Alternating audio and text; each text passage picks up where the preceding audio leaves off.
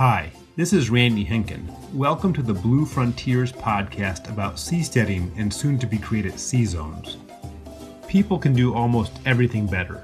That's why Blue Frontiers will create sustainable, peaceful seasteads based on voluntary cooperation and deploy them around the world to help communities adapt to sea level change.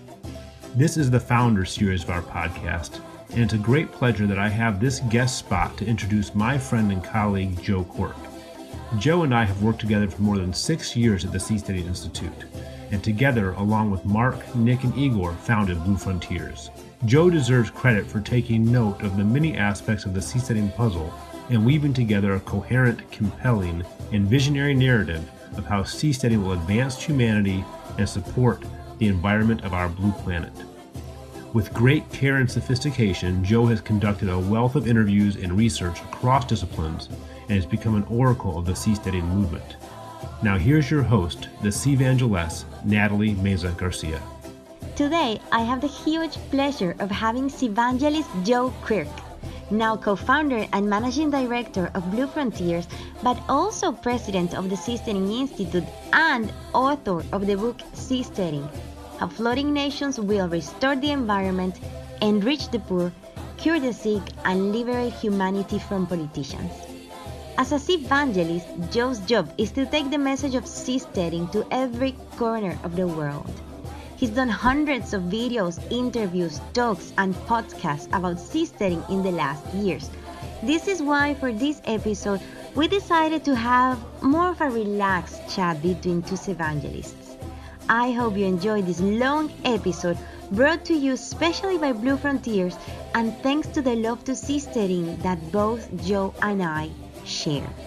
I feel completely relaxed and non-pressured to talk to you. Okay, I like that a lot. Yeah. I'm talking to a kindred spirit, and I could see. I knew that before we met. I read your papers and I watched your videos, and I realized we had very similar philosophies from the ground up and through all the details. And at the same time, you were such a different person from me. So we're very different people who arrived at very similar ideas, and I immediately knew. Oh. You would be a big part of this just from your videos and your papers. Wow. Well, that is really, really nice to say, Joe. And I wouldn't be here if it wasn't for you, actually. So thank you. Yeah, of course. Don't you remember? No. So we were walking in Tetiaroa. We were walking in Tetiaroa, going from one moto to the other moto, and we were just chatting, and the water reached our knees, and around us there was nothing but water. And you just said, I know, seavangelist. Oh, sure. I remember that. Yeah, I remember it very well. So I'm here because of you. So thank you very, very, very much for that. Thank you. I'm very grateful you're a part of this. No, I'm more grateful that you made me part of it. And I want to introduce you as the guest of our podcast, the Blue Frontiers podcast. Thank you very much, Joe, for being here. So for those who don't know, I'm here right now with Joe Quirk, evangelist of the Seasteading Institute and also president of the Seasteading Institute and co-founder and managing director of Blue Frontiers. And Joe is one of the nicest men that you'll ever meet, and also he's written one of the most interesting and eye-opening books that someone can get their hands on. So, Joe, thank you very much and for everything and for being here. And how are you? I'm great. I've been looking forward to this all week. So it's a pleasure to be here. I'm glad. I'm sorry for the delay. So, Joe, let's just have a relaxed chat. But I want to ask you, how has your experience as evangelist of the Seasteading Institute been? It's been like a rocket taking off, to be honest with you, because probably about 6 years ago, I grokked this idea, as they say. I realized we could have variation and selection in governance itself. We could unleash decentralized societies and discover better solutions. And it wasn't an idea It was a technology, and it could come very soon. And then I panicked. This needs to happen by, it's something that was set up to happen in 2050, and we don't have time. It needs to happen by 2020. And I was literally thinking this in 2011, 2012. And I'm an author, so I threw myself at the Seasteading Institute and Patri Friedman saying, you gotta let me write a mainstream book about this. So literally what I pitched was 1,000 times more people need to hear about this. They need to understand why it's important. Yes, and they have. Because the way this is going to happen is in all the brains of brilliant people like you, for instance, who haven't heard about it yet, right? So I pitched it hard. And then they kind of deputized me to write the book. Which now you have behind you. I can see it. Here it is. I'm very proud of this. Yeah, you should be. It's a freaking amazing book. I have it here. So this is actually not my version. I have two versions at home, but I'm not home. This is the book of one of the architects of Blue 21, who are also part of Blue Frontiers, and they are designing the floating island project. So anyone that saw me just pull this book away saw this in the background. So I'm going to get kind of provocative here. I really thought in 2012 that either this is going to happen or we're going backwards to this. And what is that for those who are just listening to us? That's another book on? This is a very heartbreaking book called Mouse by Art Spinkelman. And it's him telling the story of his grandfather who survived concentration camps in cartoon form, right? So it represents, a few decades before Germany, one of the most civilized societies in the world, descended into this madness. They had a flourishing Europe. They had a peaceful place. In World War I, they couldn't even get soldiers to fire at each other. They would intentionally fire over each other's heads. But the rise of monopoly nation states and big banks paid for this gigantic war that nearly destroyed civilization. And I feel like this is a cycle. And we go back I don't want to get too much into the details of this, but I really think it's a desperate situation that we're on an exponential trend with information technologies. Yes, we are. Rules and governance is a form of information technology. It's the most important one, and it's the one that is not improving because people can't experiment in a decentralized market. That is true. I thought that was just not a solvable problem until I was introduced to seasteading, right? And I realized this is a practical, realistic way of doing it because I'd already been on cruise ships and I understand the technology a little bit. So once I scored, yes, they're going to let me write the book with Patri Friedman, I panicked again. No. Because I write populist books. I write books that are fun to read. And I said, I can't write a good book about abstractions. I can't write a book that millions of people are going to read about ideas. There are I read books about ideas, but they don't reach lots of people. And it wasn't until I went to the 2012 Seasteading Institute conference and I met all the people that I would later call aquapreneurs, who were actually already attracted to seasteading in the early days, bringing their solutions. That's when it hit me that this is not about an idea, this is about people that are actually making it happen. I see. So I said, as a writer, I just have to step back and let them tell their stories in this book. So that's why in each of the chapters, you tell the story of someone who's living on a cruise ship for years, someone who's working on algae farms. Yes. So Ricardo Radulovich and Neil Sims and all these people are coming to seasteading saying we could do this, we could do that. And I'm like, their story is the one that needs to be told. So you asked me how I'm doing, where 5 or 6 years ago I felt like we desperately need to make this happen by reaching more smart people. And here we are now, where we have tens of thousands more people involved in every area you'd need to build a new floating society. and all we need is like the business model and the legal sea zone, and we're ready to go. Yeah, that is true. Though my co-founders are struggling with all the details, but the big picture is this is a very exciting time for me. It's very gratifying. So that's how I answer your question. Wow. I thought you had written your book to convince your wife to move at the seastead. Like you wrote a book on biology to convince her to marry you. Am I tying up notes that don't exist?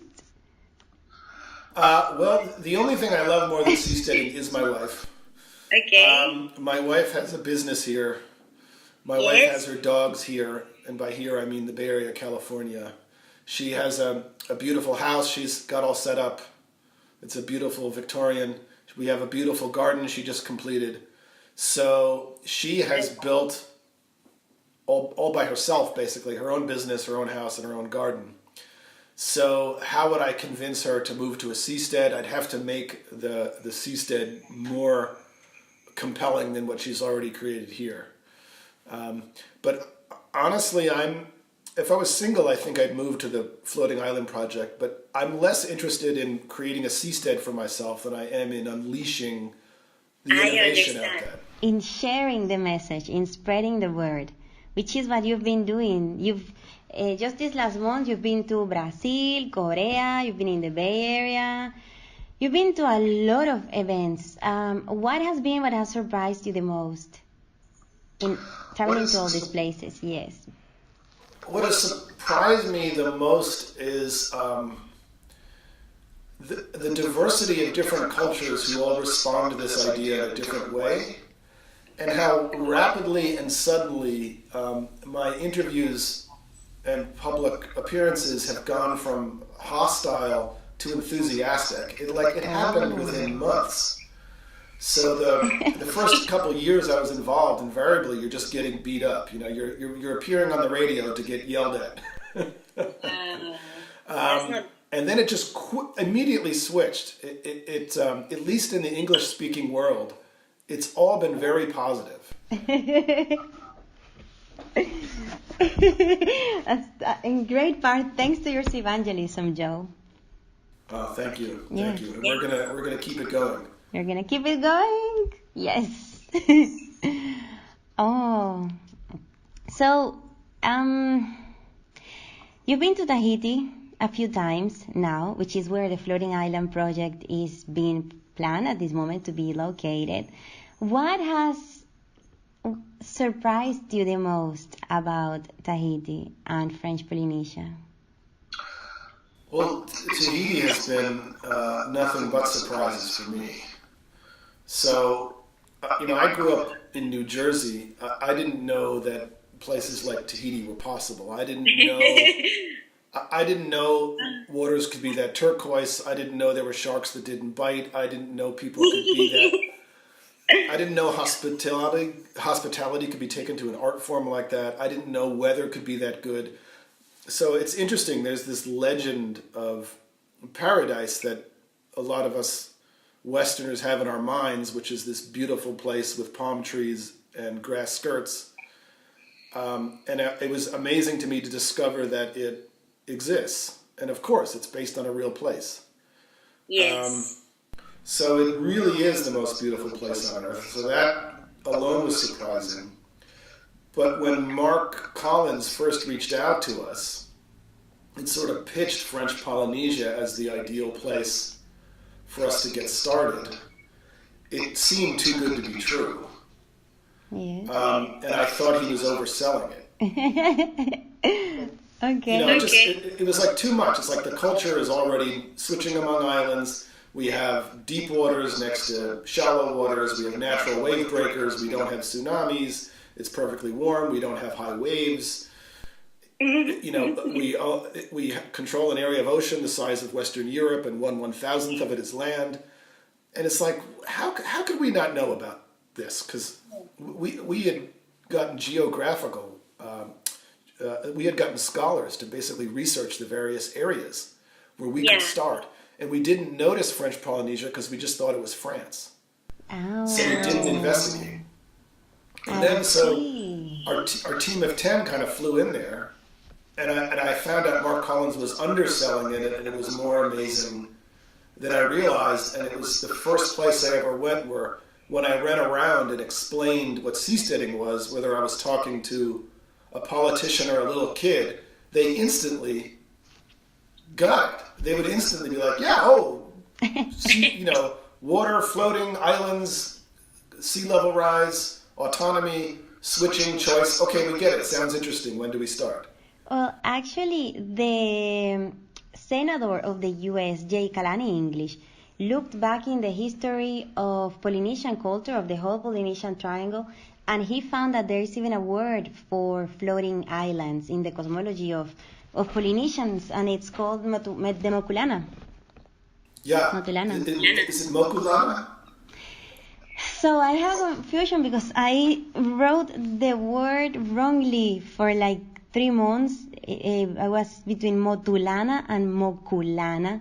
It's Mokulana, yeah, Mokulana. Yeah, so you think you're an expert on something, and then you go to a place where you find out they've been doing it for thousands of years and they already know much more about it. So when Jay Kalani English gave his speech, it was another one of these moments where like, this is too good to be true. This can't be true.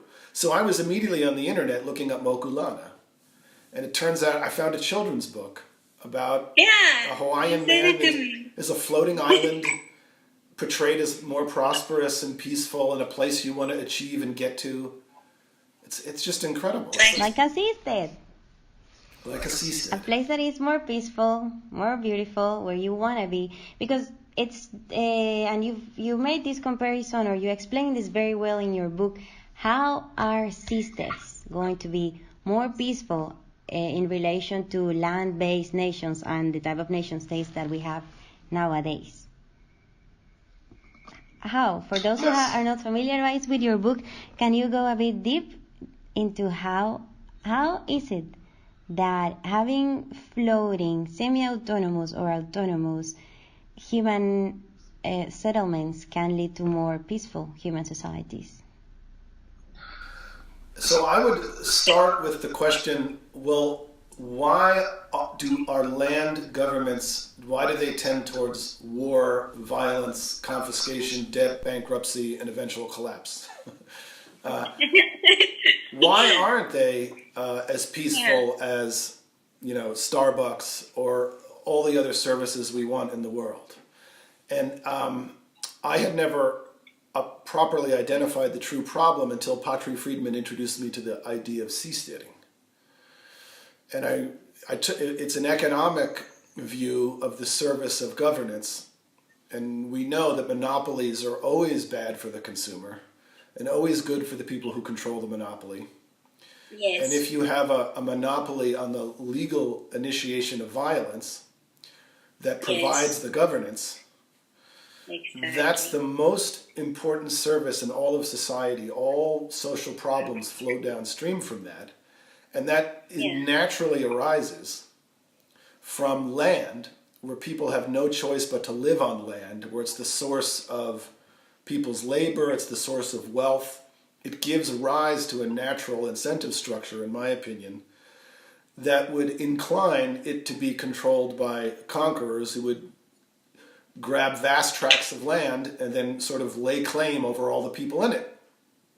And so the boundaries between these things are where the conquerors met each other and fought wars and stopped. And I think because human beings are naturally tribal animals, we confuse our desire to be part of a community with our identification with a nation state, because that's just how we think. It hijacks our way of thinking. Yes. But our nation is not actually our identity as people. I mean, you and I come from different nations, and we're bonding over our shared interest in something. Yes, right? exactly. Yes, and this exactly. So communities can form however they want. When I read Patri's explication that monopolies on governance naturally arise from the static nature of land, but if you founded civilization on water, if civilization was civilization. Civilization. And land itself could move about. Yeah. And people could choose the societies they were in. It would basically be, in my opinion, impossible for a monopoly government to arise from this, because from the ground up or the water up, you'd have choice among different people. Yes. So you wouldn't have a static thing where people have no choice but to live and people have to conquer it. From the beginning, you would have movable land with people making choices. And in principle, this would be better than what we have now. Not in theory, but in principle. Because you'd have variation and selection in societies themselves. So things we can't imagine now would emerge, and they would be improved because the thing doing the selecting would be the residents. So now the hard thing about selling this to people is it's kind of like, I always compare it to monarchs from Europe, or monarchists, demanding that Benjamin Franklin explain, well, why is Manhattan Island going to be better? Okay. Oh, that's a very good comparison. Yeah, people would say, how do you know? You haven't been there. Yeah. It's in the future. How can you possibly know that? Yes, and how would it be governed? Yeah. Why would it be wealthier than what we already have from the king? Are you not loyal to the king? Why do you want to go do your own thing? What do you think? You just want to escape paying your fealty taxes to the king? What? I can't imagine something new, so why should you be allowed to try it? Yeah, that's a very good comparison, actually. Yes, and then this. And what's your answer? So I can take this very far, and thanks for letting me do all the talking. Because I think that you're the guest. Whatever you think of terrible things that happened on the western frontier in North America, it was driven by people saying, screw this, I'm going to go do my own thing. And then they're creating territories out on the west and continually moving and trying something different. And they're trying all sorts of ideas that people thought were crazy.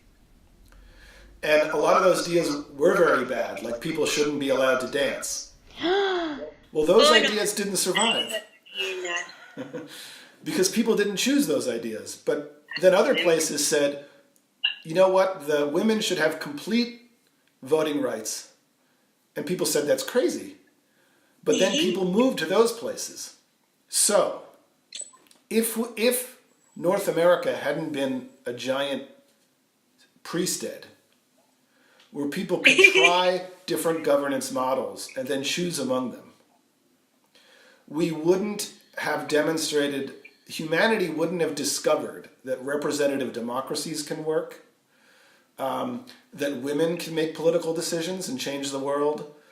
All these innovations that have made the free world emerged from free choice among territories in North America. And then that became a bastion of wealth that was able to stand up to the rise of dictatorships and other kinds of nation states in the old world. And this, what was discovered in North America, spread. It spread to China. It spread to other places in the world. Now it's like considered common sense that democracy is better than dictatorship. That was not at all clear before it was demonstrated. Wow. So we still have 45% of the Earth's surface to try other forms of governance from the bottom up, founded in the 21st century, based on 21st century innovations, where the founders of those societies know that Twitter exists and that the internet exists. They're not basing their governance on the speed of a horse and quill pens. And the difference will be that there's no indigenous population to conquer. and it's going to require entrepreneurs to create better models and attract people to go there. So it's going to be peaceful and voluntary. So we have half the world's surface to experiment with voluntary societies, and seasteading is the way to do it. That's beautiful. That's really beautiful. That was actually one of the aspects that drew me to seasteading. You mentioned two of the main ones. One was 21st century technologies, the internet. I, like you, I'm convinced that the internet and human interactions mediated by online or on-life means, because we are partly offline, partly online. There's not really a clear boundary. So on-life political relations and human interactions can lead to better decision-making processes. Then I realized that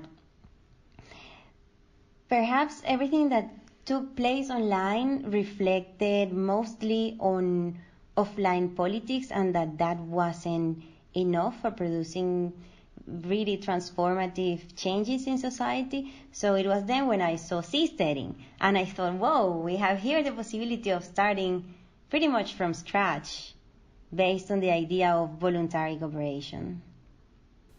Yes, we can start from the bottom up. And when you're near Silicon Valley, as I am, you're surrounded by all these people with wacky new ideas that you're not smart enough to know if they know.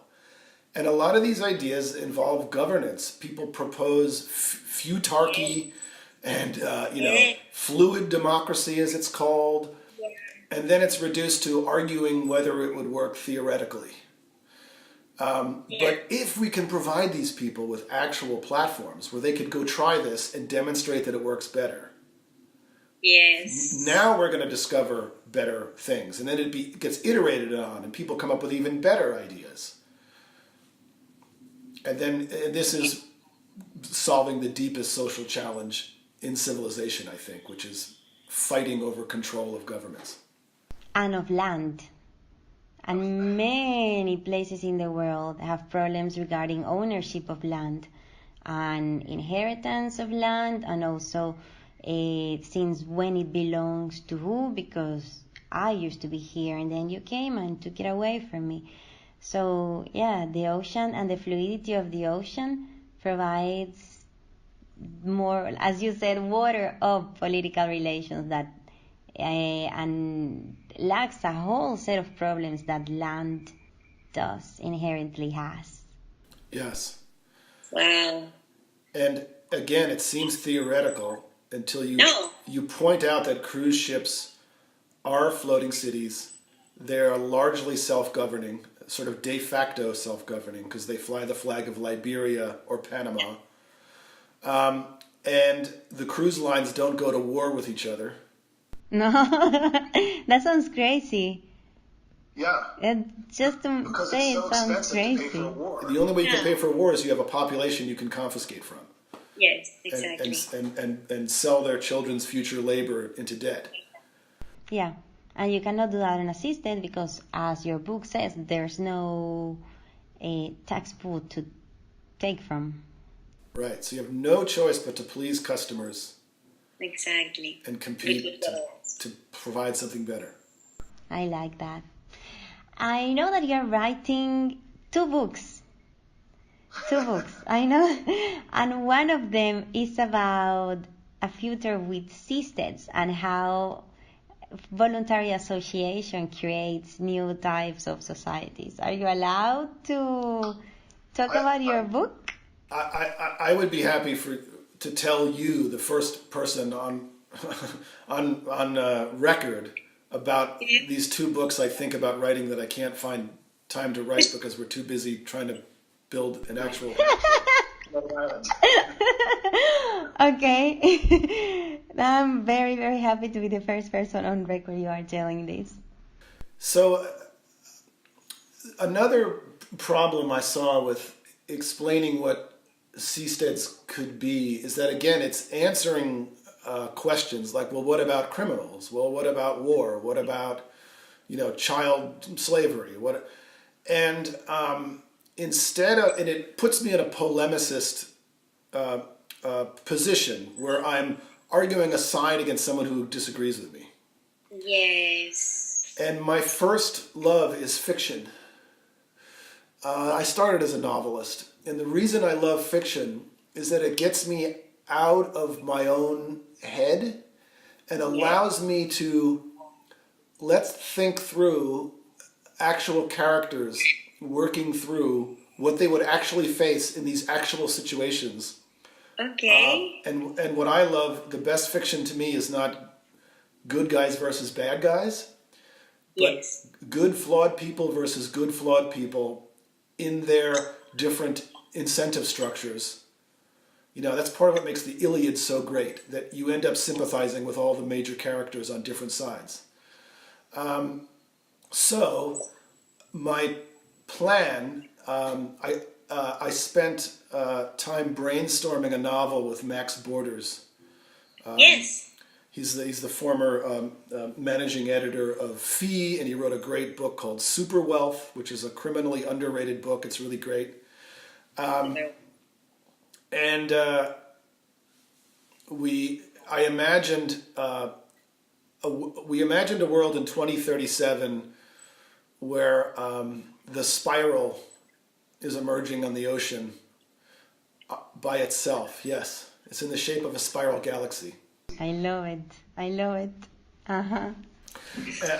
And so there's many different things I could talk about this. So the reason it's in a spiral galaxy is that we're imagining a character named Raymond Kurtz, Okay. who founds the first seastead on the ocean in order to sell anti-aging therapies.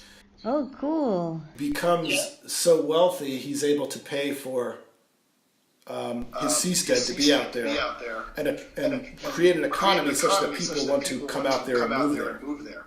Okay. But because people don't always get along, the people who attach to the initial central seastead maintain their distance.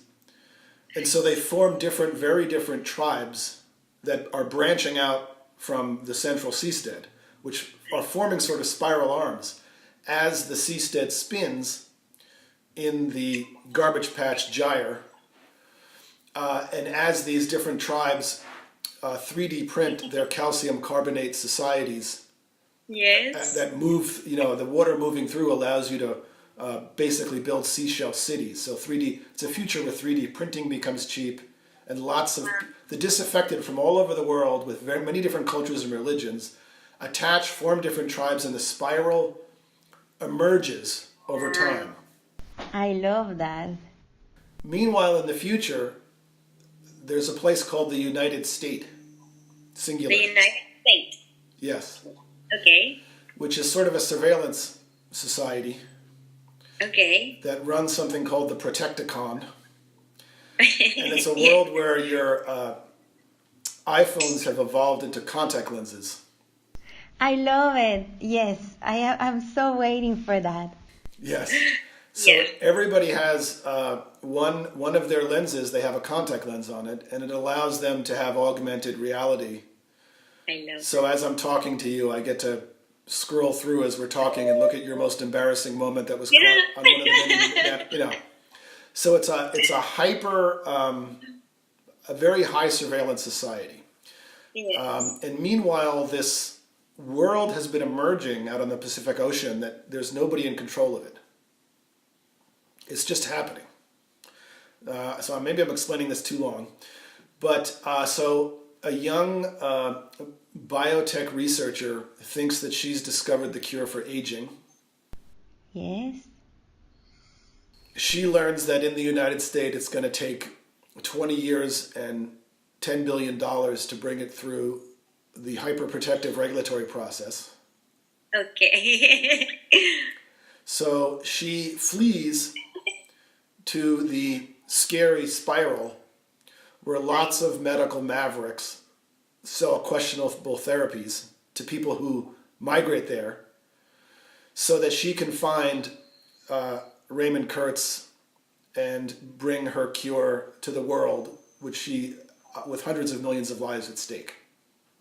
So that was a long, drawn-out way of, so the people, so I have a woman who wants to do a good thing and maybe a controversial thing in the United States, really, and she can't make it happen. So she goes to the spiral where she confronts all these fears, which is there's refugees, there's people displaced from war in Asia that come up that are poor and are unclaimed and are stateless. There's pirates that kidnap children and force them to work on fishing ships. There's non-state regulatory bodies that are emerging. There's policing with different arms of the spiral and how they have to interact with each other. There's religious fanatics. There's everything you would fear. There's also it's the early days of emergent order, so there's really questionable scientific people offering quack remedies to people that could be dangerous. So she has to cope with all these things that we're afraid of about seasteading. Meanwhile, there's a person chasing after her, and he's a gentleman who works for the Health Oversight Board, who is a fraternal twin whose twin brother is severely mentally retarded because his mother, while they were in the womb, took one of the spiral's therapies and it affected his twin brother.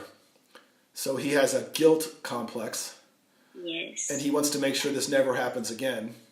Wow. So he is chasing this woman to prevent more medical disasters from happening because he believes the United States is a good thing and the spiral is anarchy.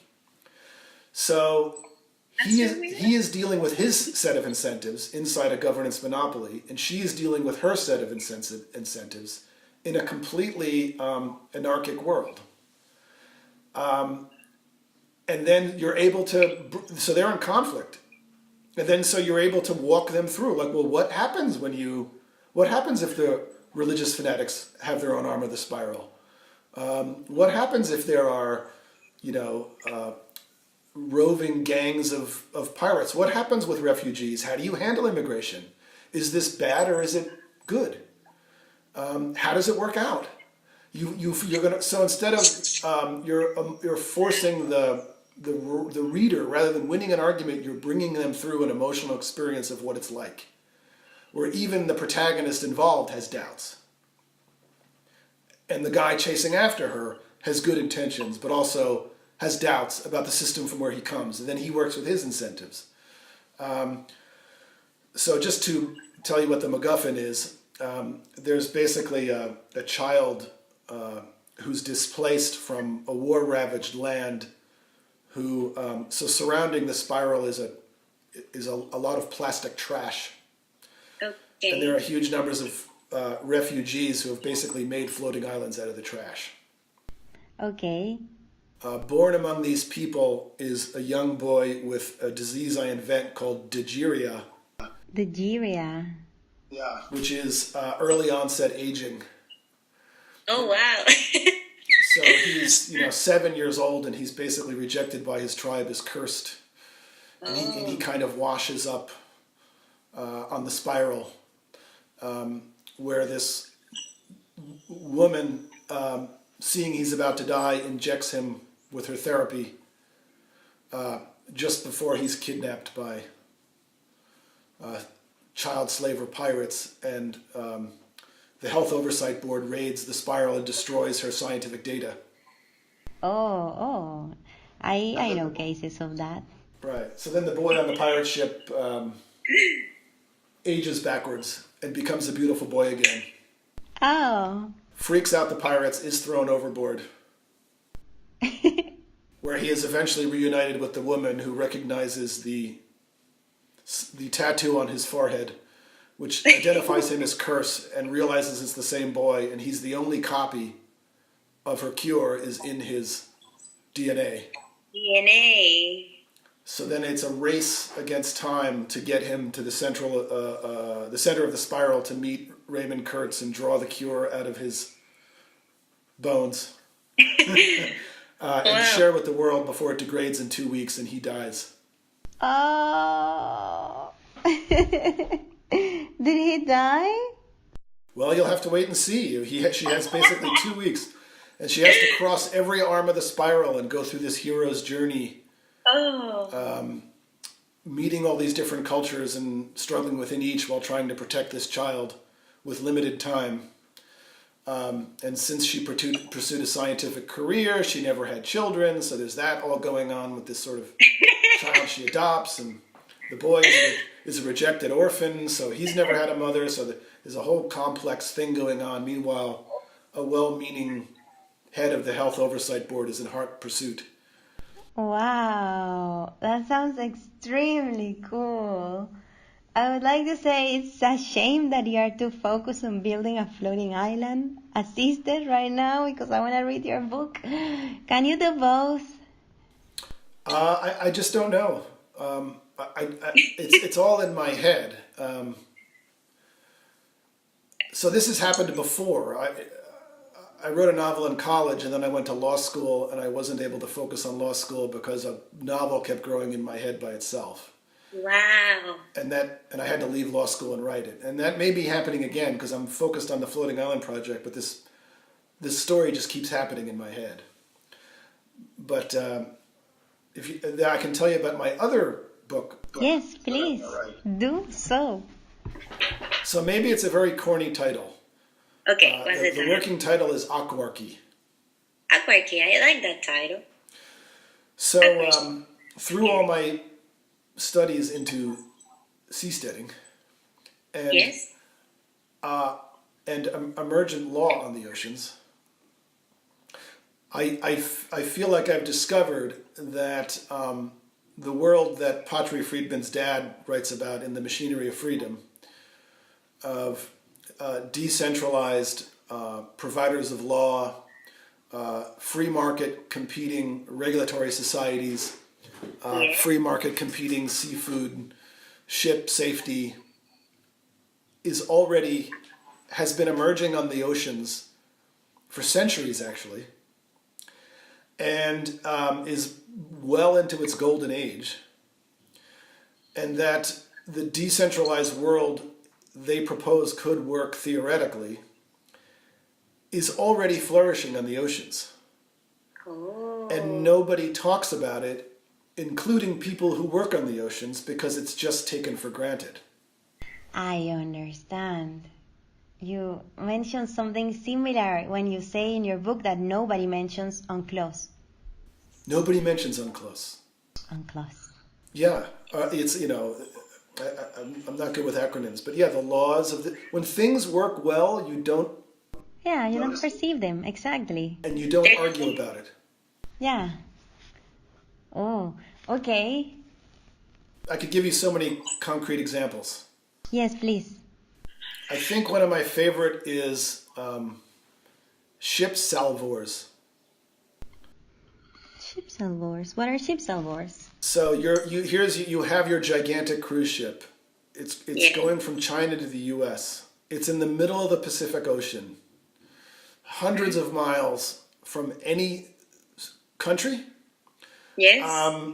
In the middle of nowhere, among the other 100,000 ships that are on the oceans, you have $100 million worth of cargo on board, and you have a crew guiding this thing.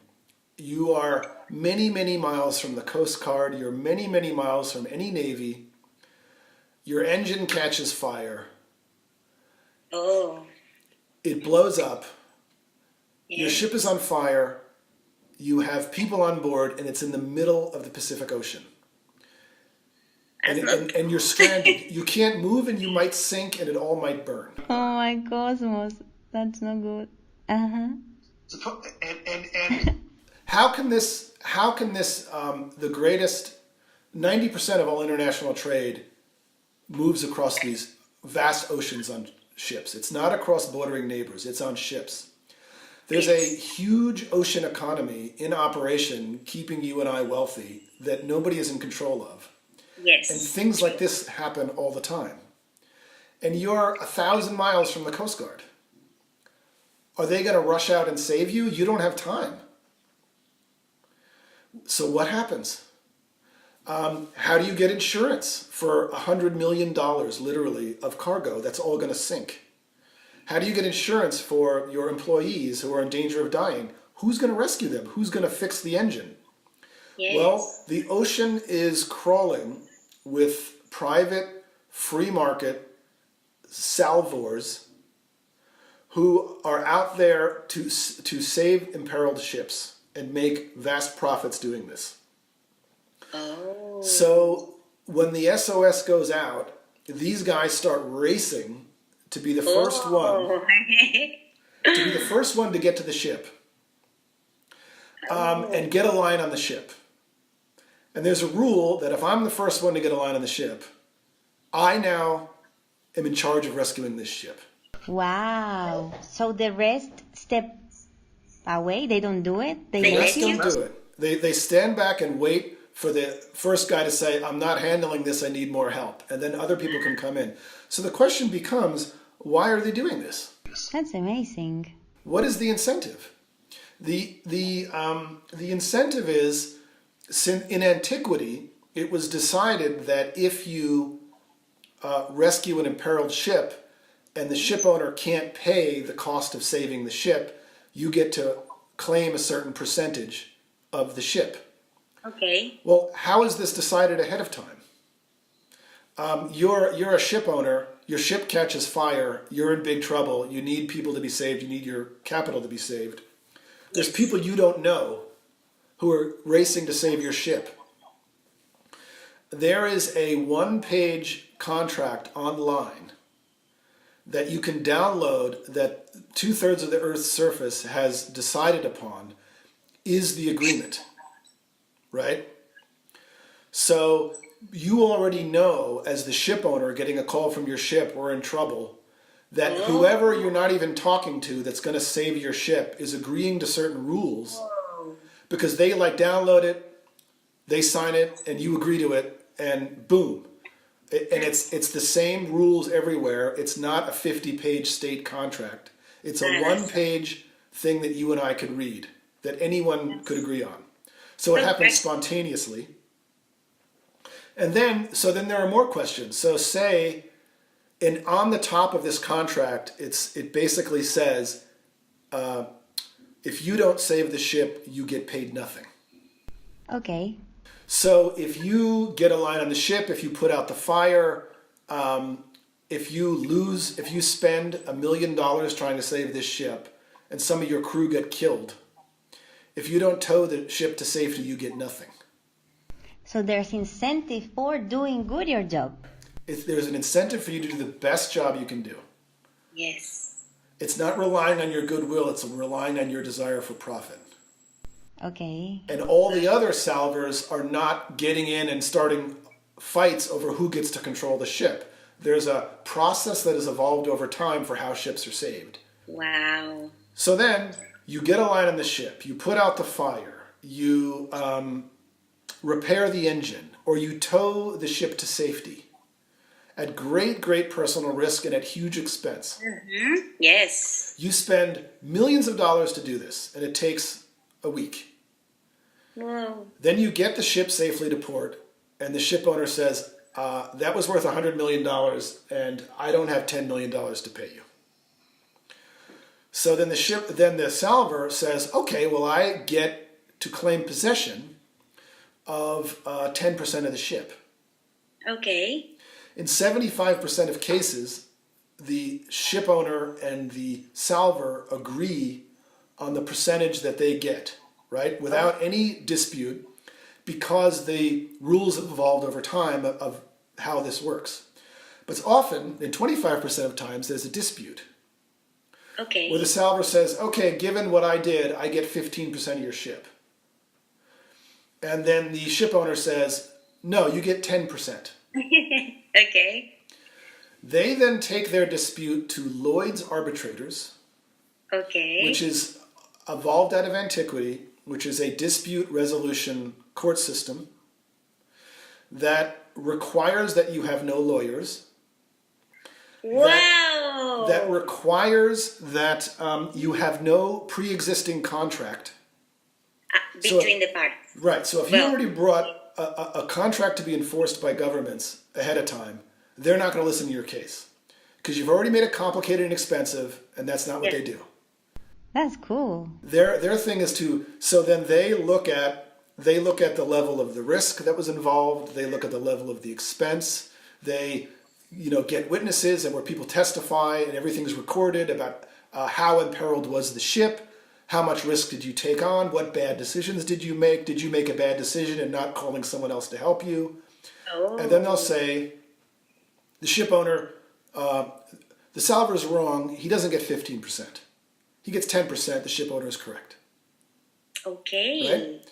Yes. So now they just issued a decision, and Lloyd's Arbitrators has no enforcement mechanism whatsoever. Awesome. It's just getting better. Uh-huh. You're getting this because Yeah, of course. Yeah. If I explain this to other people, they don't get how significant this is. No, it's huge. It's about peaceful cooperation, peaceful agreements, just voluntarism. Yes, and people's fundamental selfishness leads them towards doing the right thing in a decentralized marketplace of services. Which has been proven in several occasions to be a way to achieve optimal order when it comes to self-organized societies. Right. And you are free. Like say the Lloyd's hears the case and says, no, the ship owner is wrong. Okay. Not only does he get 15%, he gets 20% of your ship if you're not able to pay. The ship owner is completely free to say, screw you, I'm not giving him anything. And I'm defoying Lloyd's decision. And I'm just going to continue to do business on the sea and pay the salver nothing. Well, then Lloyd simply publishes the decision. Okay. And now everybody in the industry knows that you're the type of person. Yeah. Because Lloyd's has so much respect. Wow. So everybody wants the business to keep moving. So I'll take a loss on this decision I think is bullshit so I can continue to do business with these people. And next time I have an accident, they'll save me. And hopefully we'll come to an agreement based on this precedent. But if we don't, we can go back to Lloyd's and I'll argue my case. What everybody wants is the disputes to be resolved quickly and to get back to business. The other thing that's interesting is you're also free to overrule Lloyd's and say, actually, I'm flagged in the UK and I'm going to take my case to the British court. And what's interesting is that most courts, because they have so much backlog, have a general principle of we don't overrule these private decisions by Lloyd's. Wow. So since people already know they don't have an appeal in the state courts, they just don't do it. That's awesome. So these stories go on and on and on. Like, why are ships safe? Why don't you just get on a cruise ship and it's dangerous and you fall overboard? And because there's like 50 ship certification societies competing for the makers of ships to choose them to oversee their construction process. Okay. And they seek the best, fairest ones with the best record, and they pay them, come watch us make our ship and inspect everything, and we want your stamp of approval. And then they're free to say, like, okay, we want the house built at your dock. We want our guys to be stationed there for a month. And then everybody complies because getting the stamp of approval from a respected ship certification society is so valuable that the shipbuilders will make the sacrifice. And again, this is a completely free market, no states are in control situation. Yeah, you know what I was thinking when you were saying the last bit about reputation mechanisms and how reputation mechanisms can give legitimacy to decisions that are that don't have any state involved. Right. And they're going to be huge in seasteads in the future. Very important. Yes. I, in between pitching the seasteading book proposal and scoring a large advance for the book, I had to take a job while I was waiting for the book to sell. just being a salesman in a store, and the boss and the owner of the business was one of the nastiest, cruelest people I've ever met. He was a bitter, bitter guy, and every customer that left, he would curse out after they left. But in the marketplace, when people were in his place, he was the nicest, most serviceable, working hardest to please them person I've ever seen. And so he was a pretty nasty guy who in the marketplace, his selfish incentives inclined him to be serviceable. So an open market where you profit by serving other people inclines bad people to behave well. Yes. And a monopoly of governance in which the worst people get to the top inclines good people to behave corruptly. Yeah, mostly because there are not very high incentives for doing the opposite. Because once you're in the loop, you're in the loop. And it's really hard to permeate it. So that's the other book I want to write. Yeah, I love it. Aquarchy. People have told me it's really awkward and it doesn't work. Well, it's very similar to your last name, and I think it does work. Quirky. Yeah, Quirky. It's like your seastead. Quirk's seastead. Yeah, it's like rule by water. Aquarchy.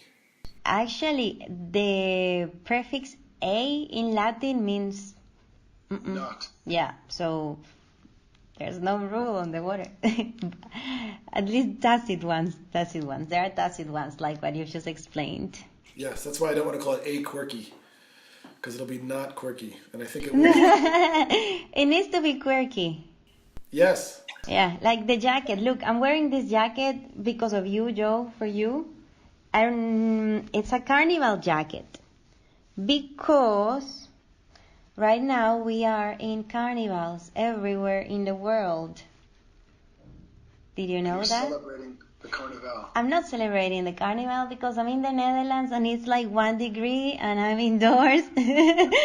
But a lot of people in Brazil, in Colombia, even here in the Netherlands, Mardi Gras, I think, also is took place last weekend, but there's still people celebrating.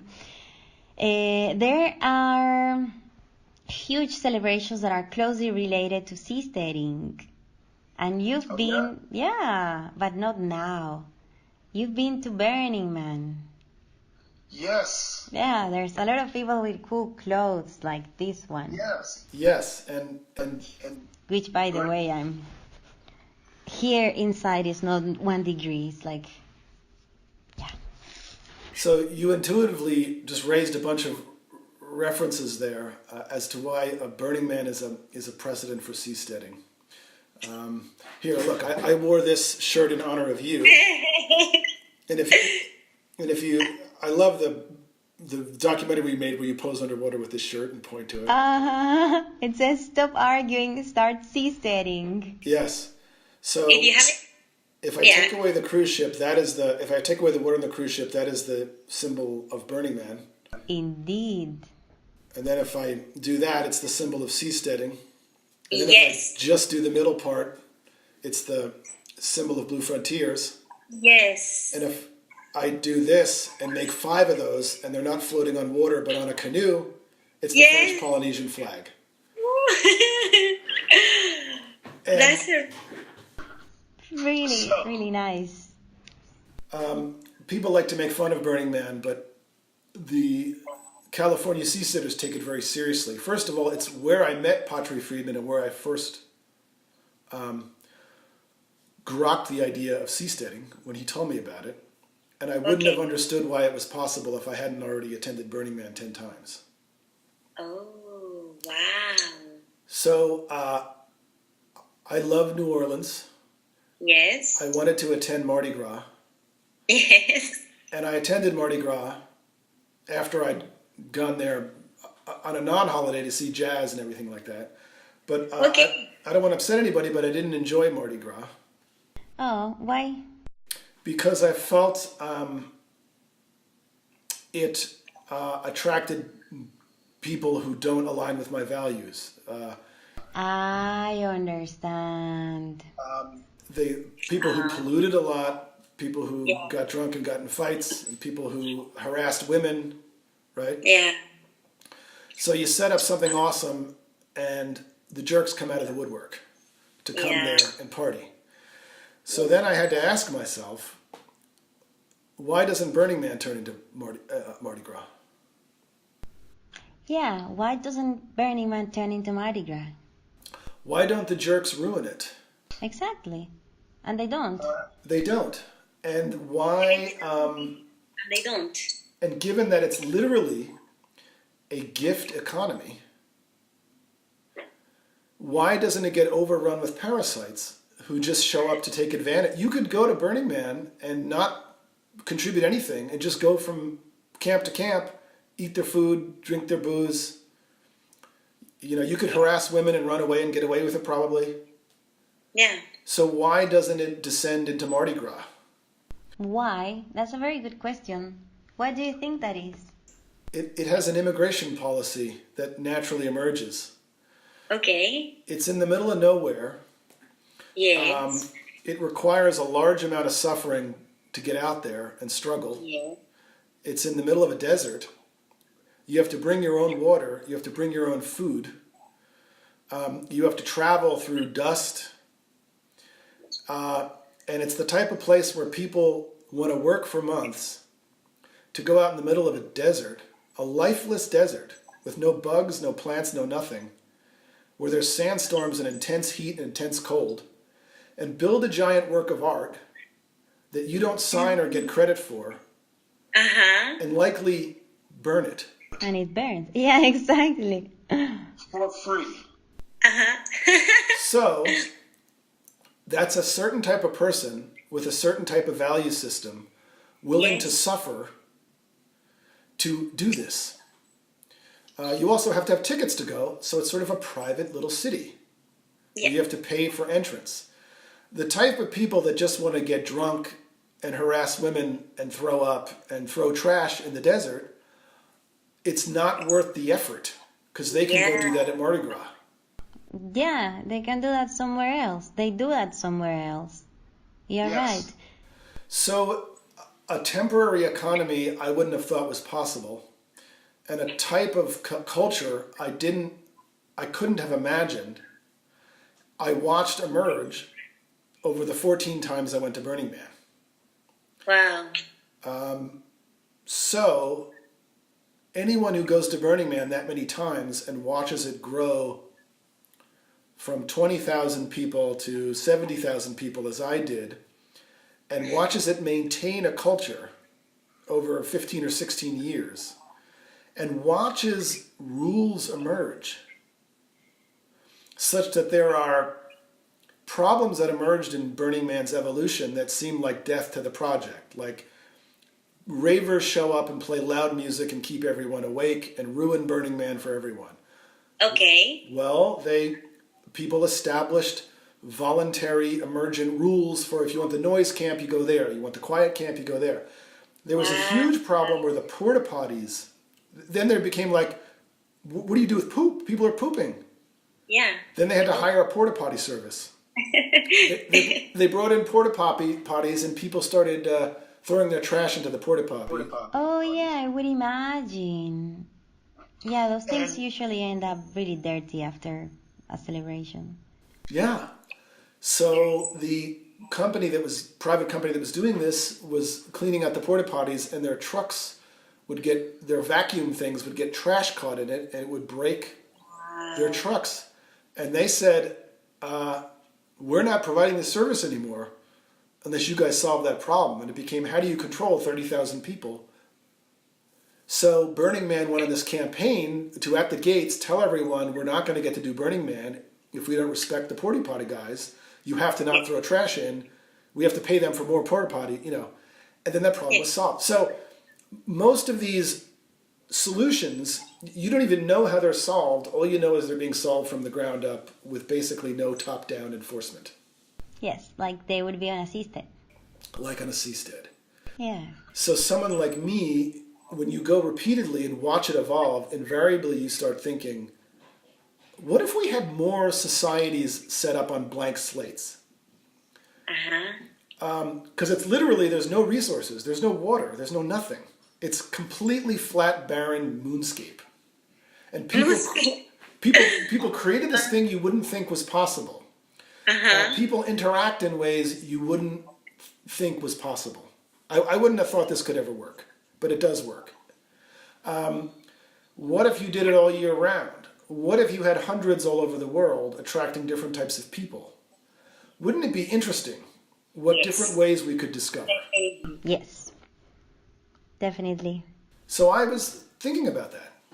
And I wasn't the only one. Other people who went to Burning Man would say things like this, like, how do we take this out into the world? Wouldn't it be interesting if we had more Burning Mans? So a few years later, I was on a cruise ship. And I was immediately compelled by the fact that it was the highest standard of living I ever had, that it was cheaper per night than the hotel I was in Alaska the night before. There was ice sculptures and all the gourmet food I wanted and all the entertainment I wanted, and ballet dancers came to dance, and it was a floating city. Yes. And people working there were from like Southeast Asia, and they provided excellent service and excellent food, and it was almost like I had a personal butler named Prawit, who was very gracious and seemed to share my sense that this was an exciting adventure. So I, instead of enjoying myself, was walking around the ship, literally trying to do back of the napkin calculations, because I was like, this thing must be... Napkin calculations. Okay.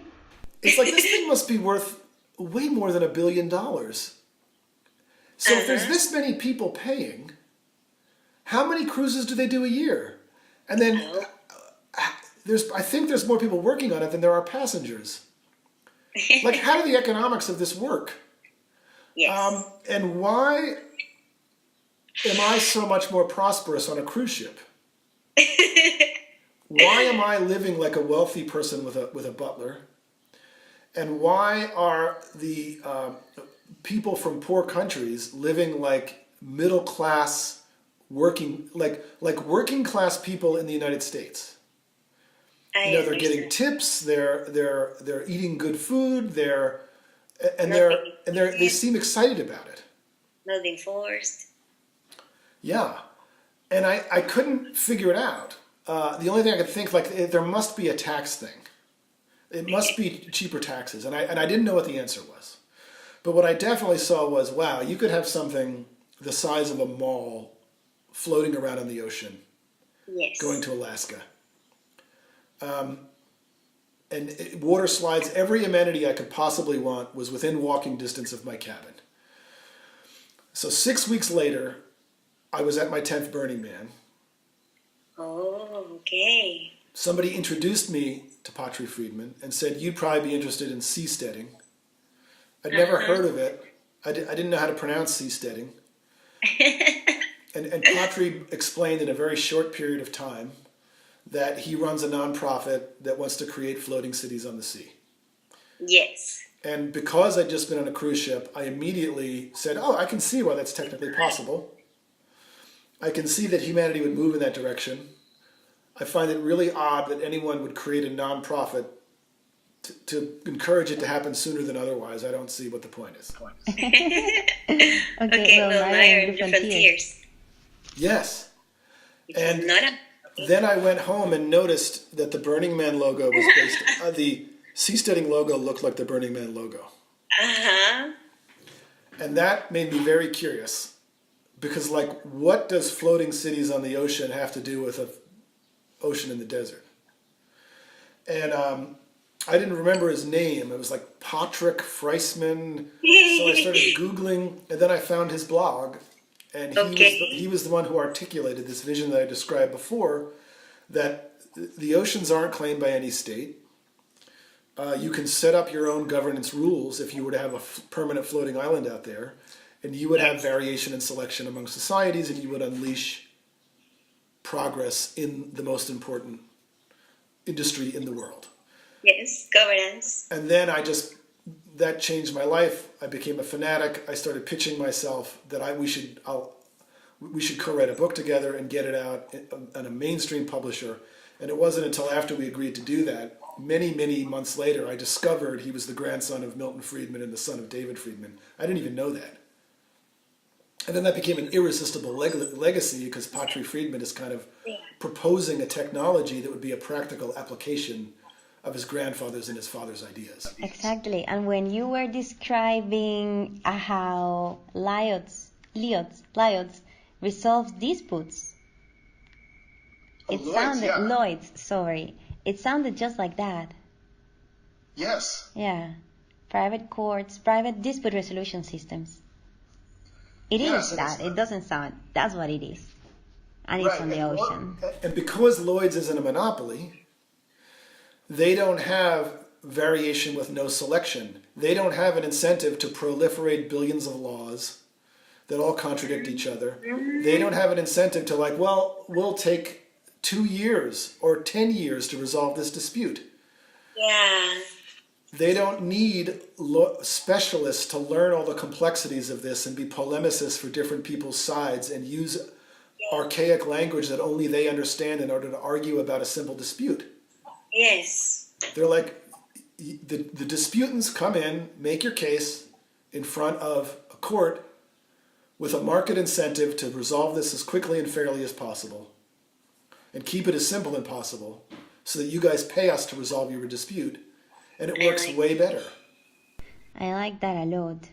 How do you see that extending in the future in the context of seasteading? Let's say that you are here in your seastead cluster and I'm here in mine and we have a dispute. Let's say, I don't know which kind of dispute I can have with you or anybody can have with you, Joe. But let's say we have any dispute to resolve. How would the case of Lloyd's like the bank. Yeah. Okay. How would the case of Lloyd be extended to our seasteads? So, if it would indeed be Lloyd's, which I think the early seasteads. So I'm moving my seastead because I don't want to live with your seastead because I have my own ideas, and while I'm moving it, I kind of vendor yours. Clothing choices. Yeah, say yours is painted that color, and I scrape my seastead up against it and rub off your paint job. No. And I say, oh, sorry, I'll pay for your paint job. And you say, no, I paid an artist to make this beautiful. We're not just going to pay it. And I say, no way. I'm just going to put a patch on that thing, on your seastead that color. Right? So we don't agree on what I should pay you that I crashed into your seastead as I was leaving in a huff. Okay. So I think in the early stages, I wouldn't be surprised if it is Lloyd's, because it will be a natural incremental step. That they would also listen to disputes among seasteaders. That's so cool. But it wouldn't stay that way, because as seasteads became more sophisticated, as people got more pissed off at Lloyd's decisions because they don't have experience with seasteads, when people want something, entrepreneurs find ways to profit by providing it. Yeah.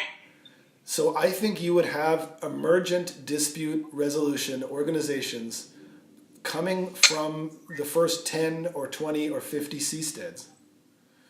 The same way informal ones have emerged at Ephemerisle on the Sacramento Delta. Yes.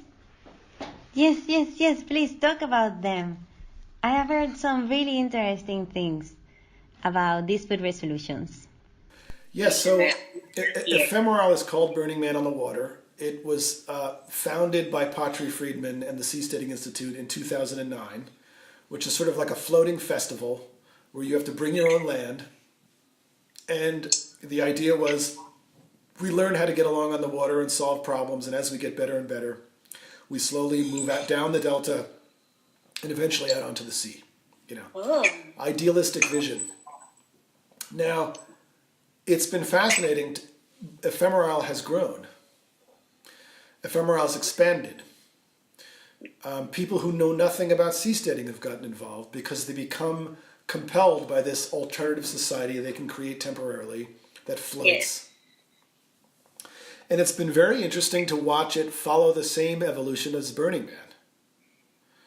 Because what they're dealing with now as they approach their 10th year is what Burning Man had to deal with as they approach their 10th year, which is, what do you do about people that, a 22-year-old who brings their giant dance party and all night plays a loud music, and old people like me want to go to sleep, and somebody is ruining Ephemerisle for everybody.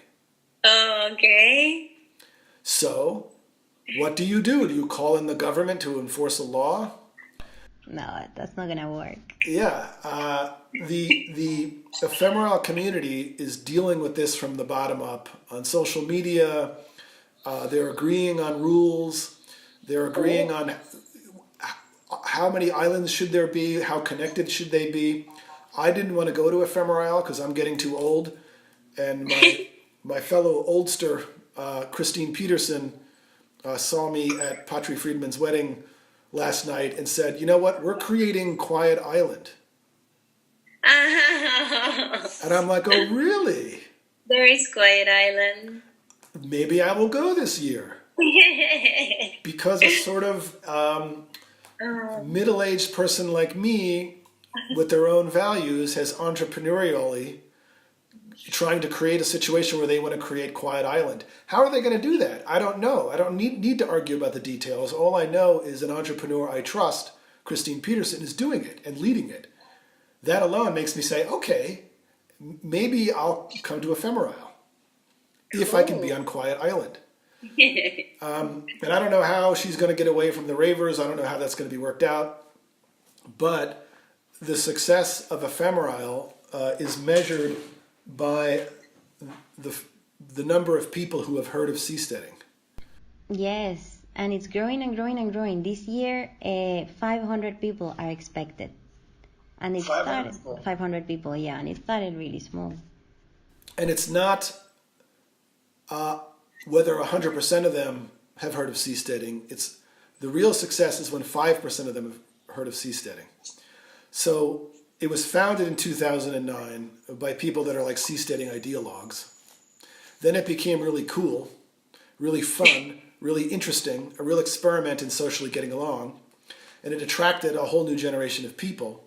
So when I showed up at Ephemerisle 2 years ago, and I went around introducing them, people would be like, well, who are you? And I'd be incredulous. I'd say, You're the evangelist of the Seasteading Institute, yeah. I swear to God, Natalie, half the people would say, see, what the hell is that? Yeah. That's success. Oh, because they don't notice what they are doing, and they are? Yeah, they're not doing it because they're an early adopter ideologue. They're doing it because it's better. It's a better way to spend that week than another way they would spend that week. Because, and that's what I want seasteads to be. I'm not a seasteader. I just want a better job. Yeah. You can't have a better job.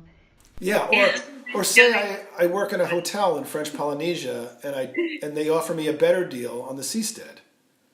Okay. I can go to the Floating Island Project and get a better deal. When people are when people who aren't seasteaders are choosing it because it's better than what they could have otherwise, that's when we're succeeding. Oh, I see. And that's Yes. already happening with Ephemerisle. And, okay, just tell me that by the end of your week, everybody knew who you were. No. I just wasn't significant. Okay. I just didn't matter. I swear to God. It was like a younger generation has taken over Ephemerisle. They're doing their own thing. They're building their own islands. They're coming up with their own innovations. It doesn't need me at all.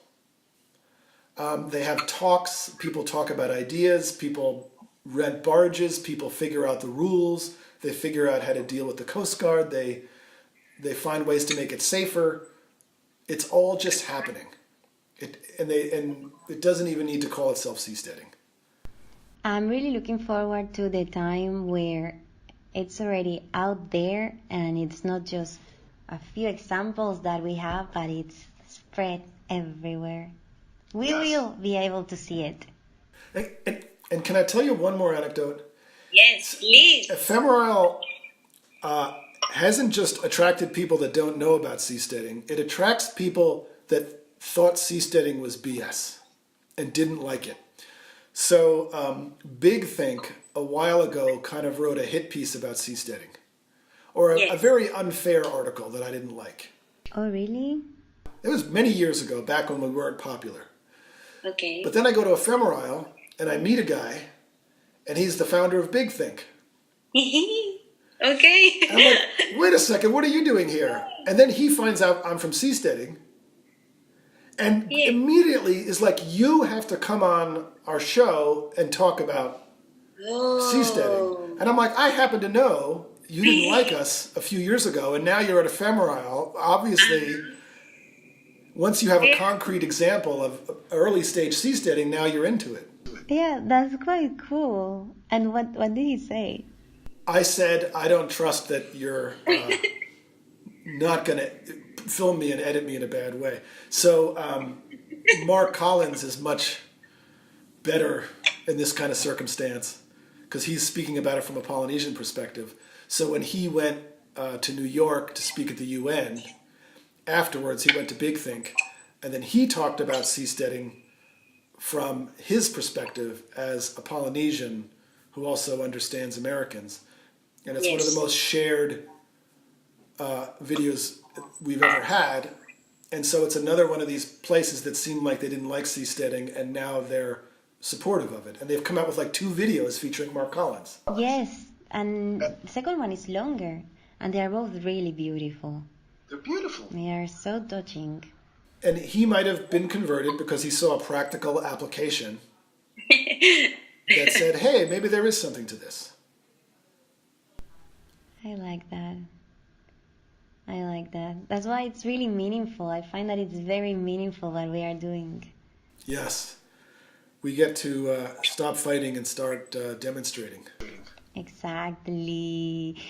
This, I think it was August, at the Start of Society's Foundation Summit, the logo was also very similar. It was, don't argue, build.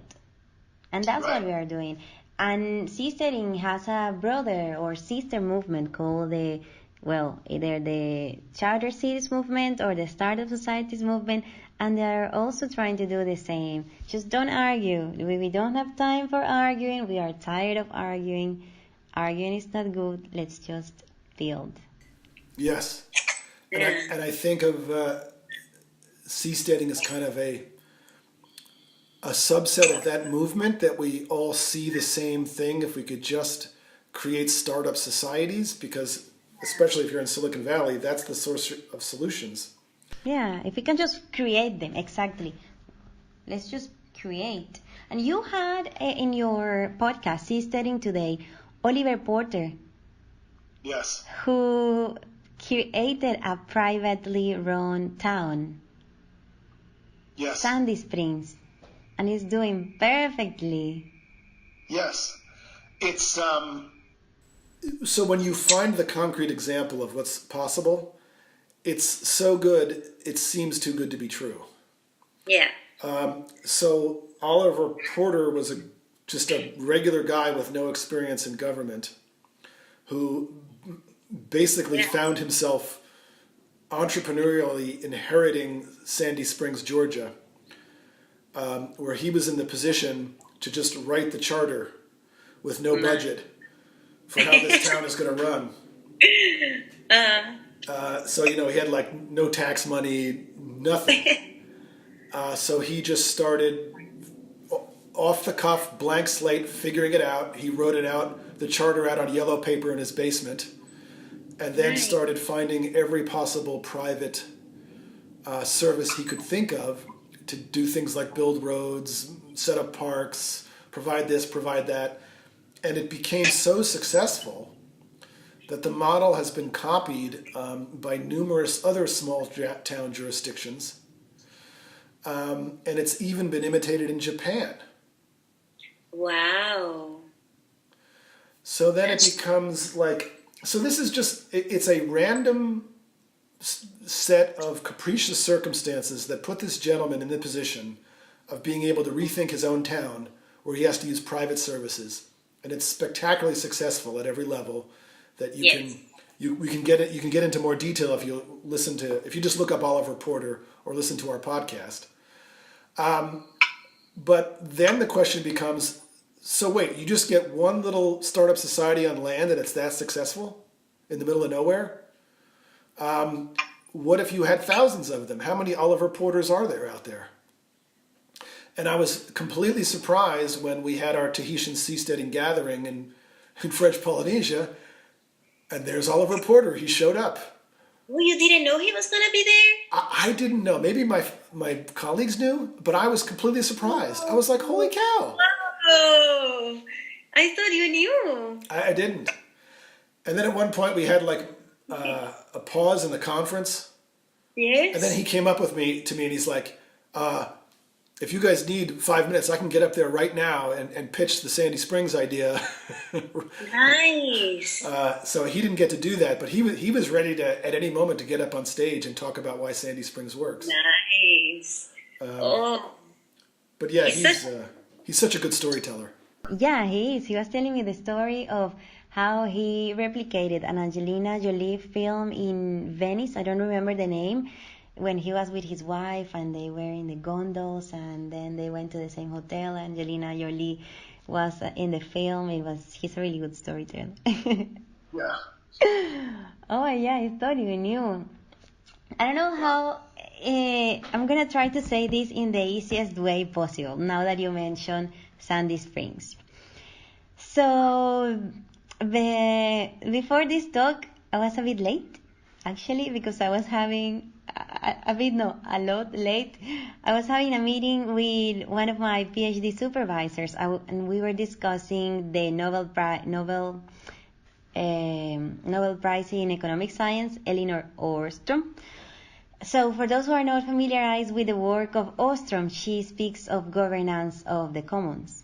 And she says that commons are these places like the ocean, by the way, and that's why it's related to seasteading. Commons are these places where you cannot really limit the access, like the ocean. People can pass, people can extract the resources. So it's really hard to make them exclusive. And also, the individual use of these resources can lead to what has been denominated as tragedy of the commons, which means the use of the good led by individual interest goes in detriment of the health of the whole ecosystem. So actually, Ostrom has a really interesting book called Neither Market Nor State, and there she legitimizes what we are doing with the Floating Island project and other cases of seasteading. She didn't know, but she didn't, because she says that whenever it comes to managing problems of the common, the best way of governing them are with systems like similar to what Oliver Porter has.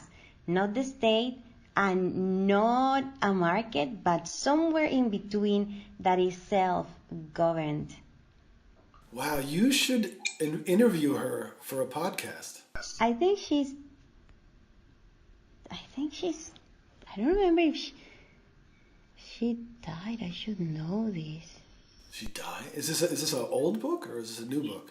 No, wait. So her book was 1991, and I don't have, let's see, if she's alive or dead. I guess I should know.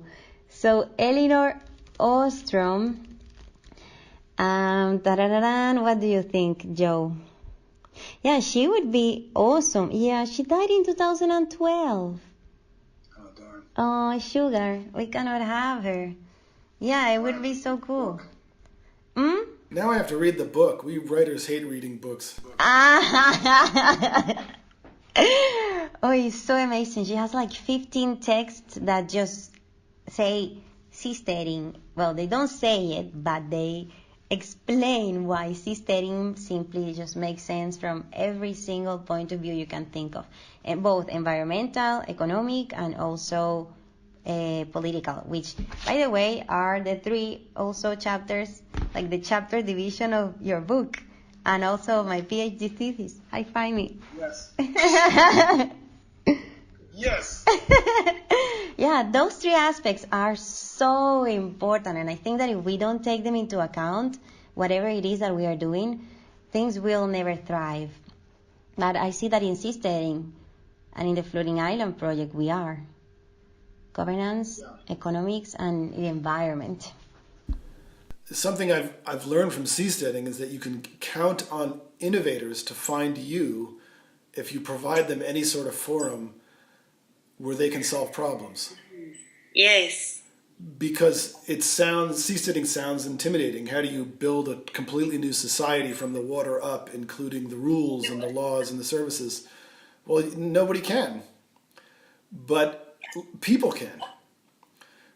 So people come to you with, I have an idea for how I could do an algae farm or whatever. They come out of the woodwork for their chance to do their new thing. So I guess you must have received so many emails by now of people wanting to be part of seasteading. What sort of proposals have you received? I want to do this on the seastead. I have the perfect technology for what? What sort of things have you received? If I were to just try to think about what we've received in the last week, it exceeds my ability to remember it all. Wow. So that's an example of how the global brain is so much smarter than the individual brain. Yes. And the belief that some smart person designs your society for you is a sort of secular creationism. What actually happens is it emerges from lots of people having their idea, and then they meet other people with similar ideas they can maybe connect to, and then they find a way to work it out, and it emerges over time. So people come to us with wave generation technologies. Yes. And the struggle is that everyone who sees seasteading sees how it serves what they want to do, and they think the seasteader is an expert in the thing they want to do. Yes. I So they understand. think, the engineers are like, obviously all seasteading is an engineering problem, and you must be an engineer, so let me describe for you my complex equations. See. Right. And the legal people come, it's just a legal problem. So if you can set up a sea zone, here's my constitution, or here's my, whatever. Yeah. So the entrepreneurial role is to connect these experts to each other and get out of this situation where someone like me is a bottleneck between all the experts. Because I'm not qualified to assess all this stuff. We need the Blue Frontiers movement to become self-organized in a way it's slowly becoming now. Yeah. We have different working groups and all this, all working on their different things and allowing the way this is going to work to emerge. Well, right now Blue Frontiers is working on expanding the number of volunteers it has, and it's designing how to be able to cope with what you've just said, with all the number of applications and emails that we receive every day. Yes. To become more global. Global. That we have local chapters and local working groups and self-organize and do meetups. All this is going to be part of the growth of the seasteading movement in the coming months. Yes. And what I've learned being involved with a nonprofit, which I've never been involved with before, nonprofits rely on donations. We don't have that much money. How do you get people to do things? Well, you don't pay them in money, you pay them in meaning. And people will work harder for meaning and to belong than they ever will for payment. That is so true. Yeah, that is very true. And so, just this Friday, a young man, you remember I had to leave French Polynesia really early to race back and give a speech in Silicon Valley. Well, there's a young man in that audience who loved the vision. He's a Stanford student, and I'm an old man who's not very good with technical computer things. I grew up in the days before computers, so there's basic things that young people find easy that I can't do. So he offered to sort of be my personal assistant. Oh, cool. Once a week. And I met him for the first time since I saw him at the talk on Friday. And he swooped into my life and got so much done, worked so hard, and was so eager, and ran errands and fixed things on my computer and set things up and researched for me. And he got more done in a day than I've ever gotten from someone I've hired. And I was so grateful because some of these things I struggle with, and I wanted to cry. And at the end, I'm turning to him to thank him because he wanted to stay and keep working, and I'm trying to send him away. And I'm getting ready to say thank you, and he says to me, "Thank you so much. This is totally coinciding with what I'm passionate about." He's thanking me. I get that. I completely understand him. Yes, and it happened with Caleb Sturgis. Like, he did all this economic work for us, Caleb Sturgis, and I finally saw him at the Startup Society Summit, and I beelined my way to go thank him for all he's done. And before I could get words out, he's like, "I just want to thank you. I think this is a great thing. I feel fulfilled doing my work." It's like, wow. It's like people, that's another thing I learned at Burning Man. Yeah. People, the deepest human need is to belong to something larger than yourself that you find meaningful. No. Which, yeah, you don't need to pay me for what I'm doing, actually.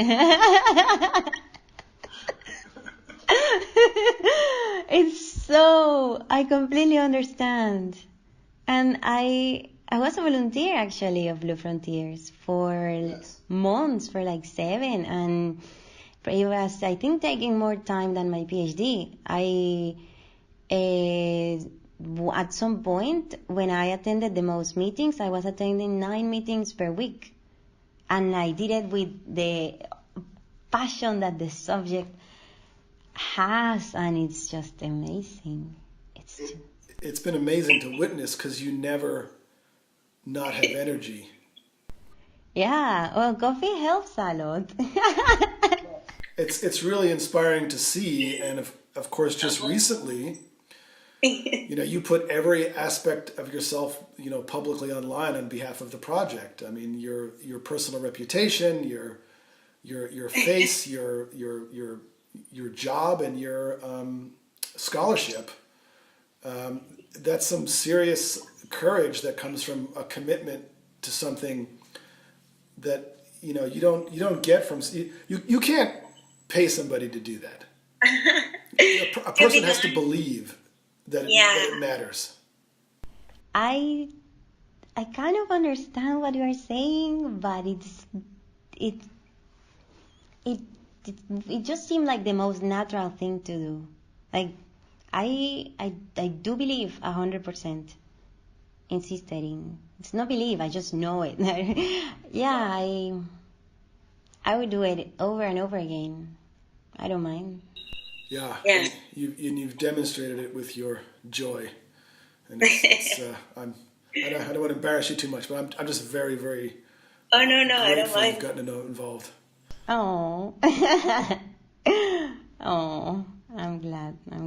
Yeah, I don't mind. It's honestly.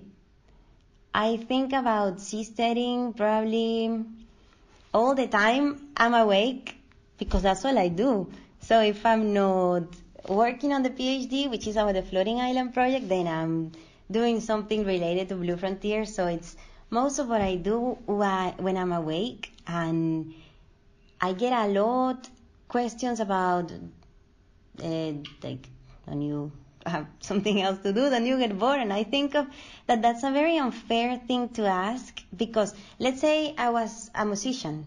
So if I spent all day playing the guitar, people would get it more because it's because it's not an intellectual passion. I don't know how to explain this, but people tend to get more the fact that musicians all they do all day is playing music, than simply being really stimulated mentally by a concept or a subject. Right. And feeling like you can contribute to making it happen. Yeah, exactly. That is the best part, definitely. Yeah. You must know that. Yeah. And Mark Collins is the same way. If he's awake for a minute, he's doing something with regard to the Blue Frontiers community and the project. I have the same thing. I mean, I think I struggle with exhaustion sometimes, but it's the same thing. It's you can't. There's so much to do, and there's so much possibility that Yes. It's consuming. Yes, consuming in a good way. Yes, Yeah. it's meaningful. Exactly. Yeah. And frankly, I don't think I had that until I discovered this. Writing books about things that are interesting and having a successful personal life with good friends and a good wife and nice dogs. That's one kind of thing, but if you move up that Maslow's hierarchy of needs, which I think is semi-mythical, it takes away all these other needs, and you realize what you want is to participate in something that's more important than you. But you have to believe that it's going to work, and it's always very difficult. I'm just fundamentally agnostic that any particular political movement is going to result in what people want. It's very sensitive. Very sensitive? Yeah. What do you mean? It makes sense. Yeah, I completely agree with what you're saying. Yeah. But seasteading was the thing that made me say, this is going to work. Because it's not only a political movement, it has implications at so many levels, and every single one of those seems to make sense that there's just no other way around. Yeah. It's like meta-political. It's beneath, it's providing you the platform to try your thing. Exactly. And it's not only about one specific way of solving problems. It's about opening the whole spectrum by increasing the degrees of freedom and just seeing what you can do. And what I tell people is, you got a problem? What is your problem with society? I'll tell you about an aquapreneur who's trying to solve it through seasteading. That's true. The first thing that came to my mind was corruption. Yeah. Now tell me about that. How will it solve corruption? You tell me. Well, I wonder if you had a Colombian perspective or a South American perspective. Yeah, that's why the first thing that crossed my mind was corruption. So there is, corruption and concentration of power. How does seasteading solve that? Okay, many ways.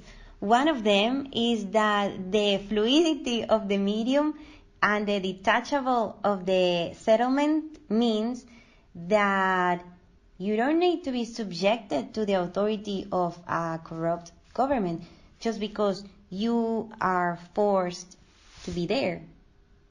Because passport or economic means, you can simply, if your house floats, you can move. If you can move it, you can go to a different type of settlement where the market of governance has made it provide better governance services. So when it comes to seasteading and corruption, the fact that there is not only one government established, but many multiple ones that you can just gravitate around until you find the one you prefer, means that there is an incentive to do things better, which corrupt governments don't have because everything is just previously established. And also decisions are made in a black box in traditional governments. And I see in seasteading, because it's very high tech and it's starting at this point, I see that many of the decision making will take place in a more transparent way.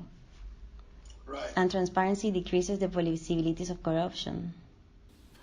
And like we're both interested in the decentralization of power among humans, right? Yes. That's I think that's the Startup Society's movement, This comes from a philosophy. I mean, I think human nature exists.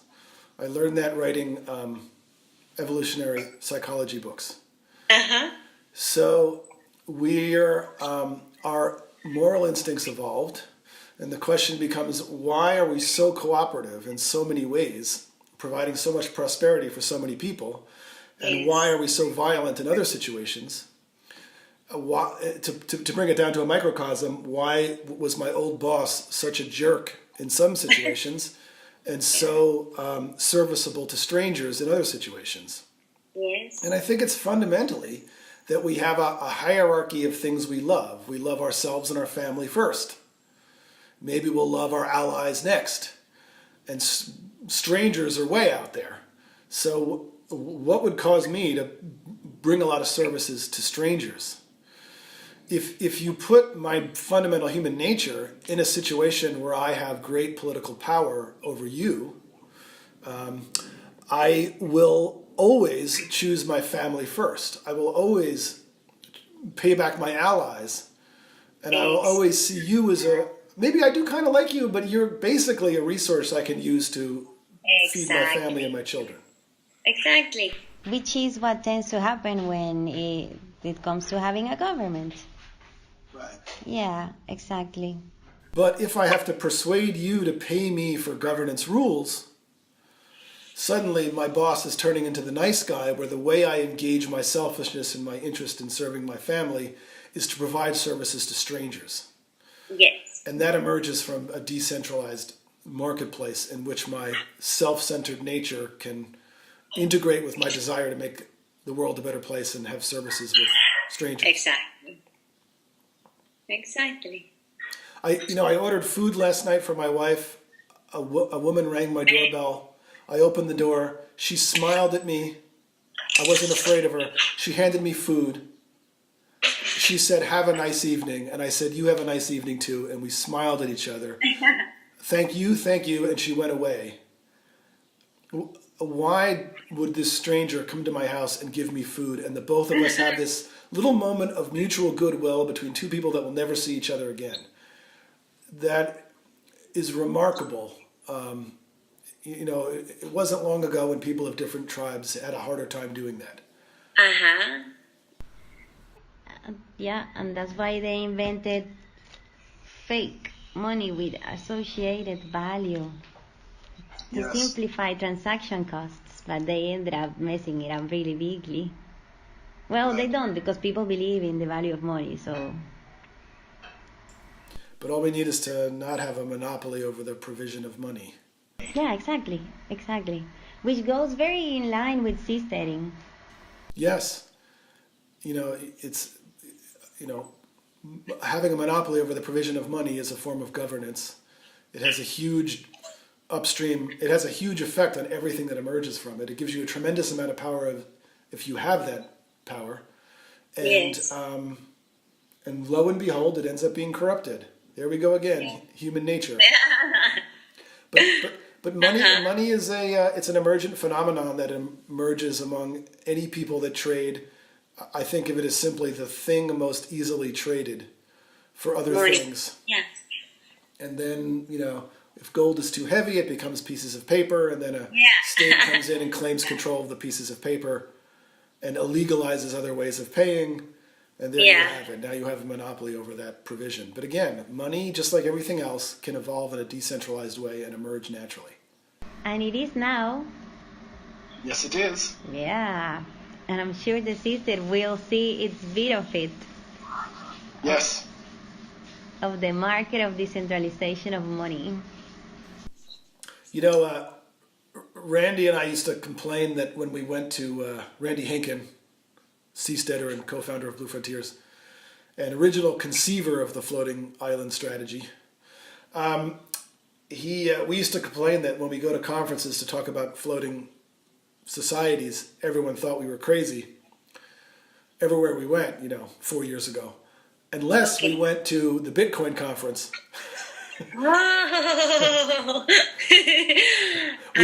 All of a sudden we were popular among the nerds. They were like, "Oh, you're the seasteading guys, we love you."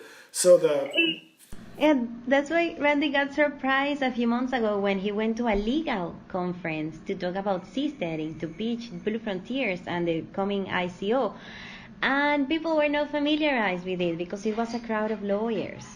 Yes. So he probably had a tough time. He was probably selling a strange idea. Yeah. At a Bitcoin conference, people are already familiar with the idea and they already love it and they want to do their cryptocurrency on a seastead. Yeah, and they can't wait. Yeah. Soon. Hopefully soon. Very soon. And the more people adopt these cryptocurrencies, the more stable they will become. And the more they can compete, the quicker we'll get to the ideal form of money for the 21st century. Yeah, people are scared, especially recently with the crash. But please tell your appeasing message to future cryptocurrency buyers. It's all relative. One way to look at it is, oh my God, it crashed to half its value in a few months. Another way to look at it is, well, this time a year ago, it was 1/4 of its value. So it's gone up 4 times in 1 year. Exactly. And that's not to say Bitcoin will be the dominant cryptocurrency someday. I mean, maybe others will outperform it. Maybe it'll go to zero. Maybe we'll switch to another. But it decentralizes the provision of money and creates a marketplace where the best money serves the people who need it most. And it's only complicated now because it's in the early days. Exactly. Yeah, it's just starting, like everything. It was like a decade ago, people were saying, I'm not going to use my credit card online. I'm not typing my credit card. Oh, yeah, actually, yes, I've heard that. Yeah. Oh, I'm not gonna put. Yeah. Oh, no, even with cameras. I'm not gonna let you take a picture of me because you're gonna take my soul away. I know someone who didn't. This was like when I was a girl and camera still had those films, and you had to. So yeah, she didn't let me take pictures of her because I was gonna take her soul away. Yes. Yeah, I know. Yeah, even that seems to emerge from human nature because that reaction has emerged in multiple pre-industrial places around the world, where it's so weird that you flash a light and then the person has an image of you on a piece of paper. Yeah, if you took think something about away it. from me. Yeah. It's weird, the concept. It's like a radiography. You can see through me? What? Yeah. But it's possible. I mean, Yeah, now we just take each other's privacy away. yeah, like I'm recording this conversation. Yes, and we've all just given ourselves over to it. That was another big objection a decade and a half ago, which is if you allow, I don't want all my private stuff to be on the internet where anyone can get access to it, my life will be ruined. But then a generation of young people didn't care and just allowed that to happen, and the world didn't come to an end. Though there's all sorts of terrible challenges that we're facing, but Yeah, it's not gonna be the end of the world. We're just starting.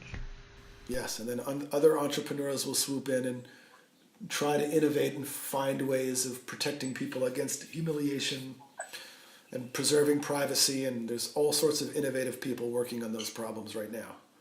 And they are huge problems because on one side you can say, okay, I can give away a bit of my privacy as long as that brings me more safety. On the other side, you say, okay, if I give a bit of my privacy to get more safety, then I am becoming more surveilled. So there are really interesting dilemmas there between to which extent you share, what are the benefits. Which platform you share on. Yeah. How private are the different platforms. Yeah, exactly. Should I buy these contact lenses with this type of augmented reality or these others? This one have more targeted advertisements while these ones sell my data to I don't know who. It's going to be so interesting. Yes. Yes, it's going to be. I want governance to be like ice cream. I don't just have chocolate and vanilla, and that's all I can imagine is possible. And then I have to fight with all the ice cream buyers every 4 years, and we vote, and then everybody gets vanilla. No, I don't like that. That doesn't make any sense. That doesn't make any sense at all. And yet that's how we decide things in the most important industry in the world. Worse, people want that to be the ice cream decision making system. Right. Ice cream, yeah. You should buy ice cream if it comes to flavors in Baskin Robbins, because they have all the flavors in the world. But if it comes to political decentralization, you should buy ice cream at Ben and Jerry's, because do you know why? Do I know why I do? Yeah. Because it tastes good. Because there is a link between the son of one of the Ben and Jerry guy and Occupy Wall Street. Going back Really? to yes, but don't tell anybody. So when I was 19, I was present when Ben invented Heath Bar Crunch, and I might have been the first young man to try it. To try Ben and Jerry? To try Heath Bar Crunch. Wait, what is Heath Bar Crunch? It's Heath bars crunched up in ice cream. Whoa, that sounds really nice. So that he started in Boston. I was in Boston when I was about 19. I went to a little ice cream convention. Ben and Jerry's were just starting out. They had this crazy idea where they'd invent weird flavors. And he was mixing Heath Bar Crunch in front of me. Wow. And he literally said, "Hey kid, I just invented this. Taste it and tell me what you think." Really? Yeah. Whoa, and what did you say? I literally tasted it and I said, "Ben, this is the best ice cream I've ever tasted." Whoa. He was really happy, and then he gave me a free cup of it. And I wasn't lying. That remained my favorite flavor for probably a decade. Wow. Did you ever write to him or anything? No, and he wasn't. He was just a local Boston ice cream guy at that moment. Nice. Wow, I love it. I really love it.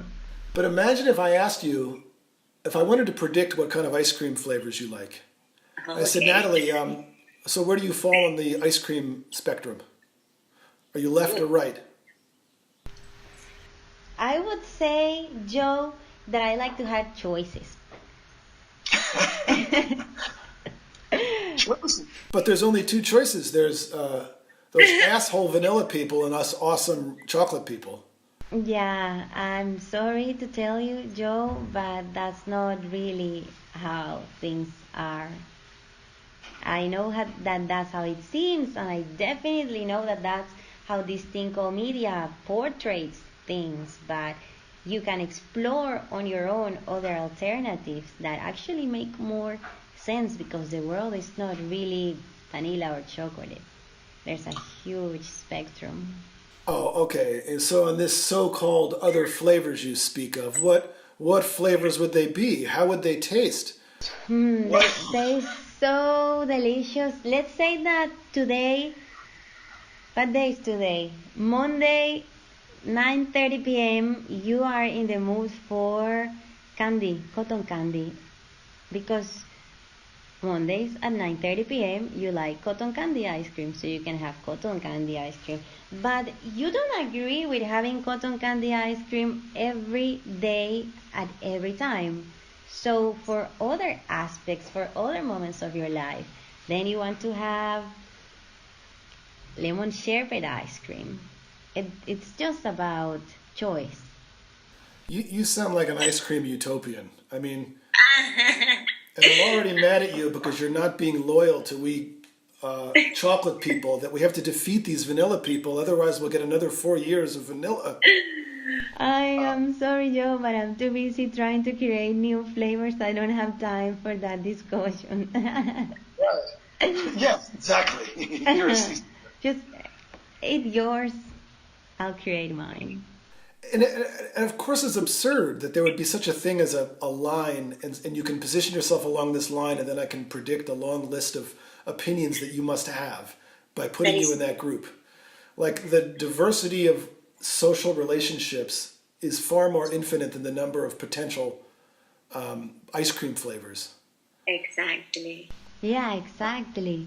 But yet we think if we just choose from among two choices, Yeah. that'll carte blanche take care of all these other things, and that's the best possible world we can have, is either chocolate or vanilla, and I just can't see outside what's possible. That doesn't make any sense. You need smarter choices. Yeah. Also because you are not, your life has so many different dimensions that there is no single set of, yeah, and also you change, people change, so what you think is best now is not going to be the same that what you think 10 or 5 years from now, and it's okay to have those diversities in your own thought. So if you have them in your own life, there is no reason why yours are going to be the same as other 40 or 150 million people. Yes. It's ridiculous. Yeah, it's really ridiculous. That's the least you can say, ridiculous. That's a compliment. And we already have townsteading. I mean, I've changed towns. Oh yeah, good point. Townsteading, yeah. And I weigh the pluses and minuses, and nobody says to me like, well, that's just because you're rich that you can afford to switch towns. You shouldn't be allowed to switch towns. You have to be forced to stay in this town. So we allow choice at that level. It's very selfish. Yes. Yeah. And imagine if all these towns could move about and disassemble and reassemble elsewhere, we'd have rapid innovations. That would be so awesome.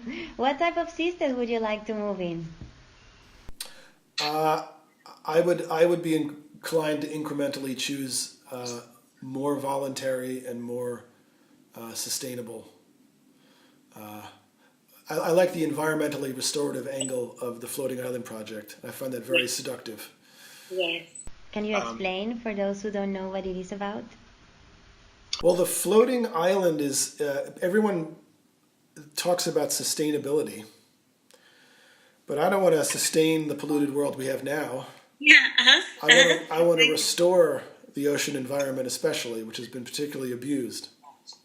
Yeah. And that this is a possible through Blue 21's concept of cyclical metabolism. First of all, the floating islands are designed to allow coastal and island countries to adapt on their own organically to sea level change. So, the island nations of the world, they didn't cause sea level change, but they're doing something about it, and they can solve it on themselves.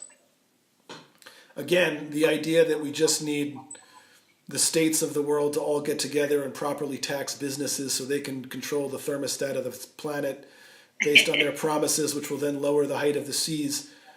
This is superstitious thinking. But if it is indeed a problem, and it's a problem in different places, we can get your friends at the apartment that you're staying at to build what they've already created, which is sustainable, solar-powered, floating platforms in shallow waters that already recycle their own water and all that. So the technology already exists.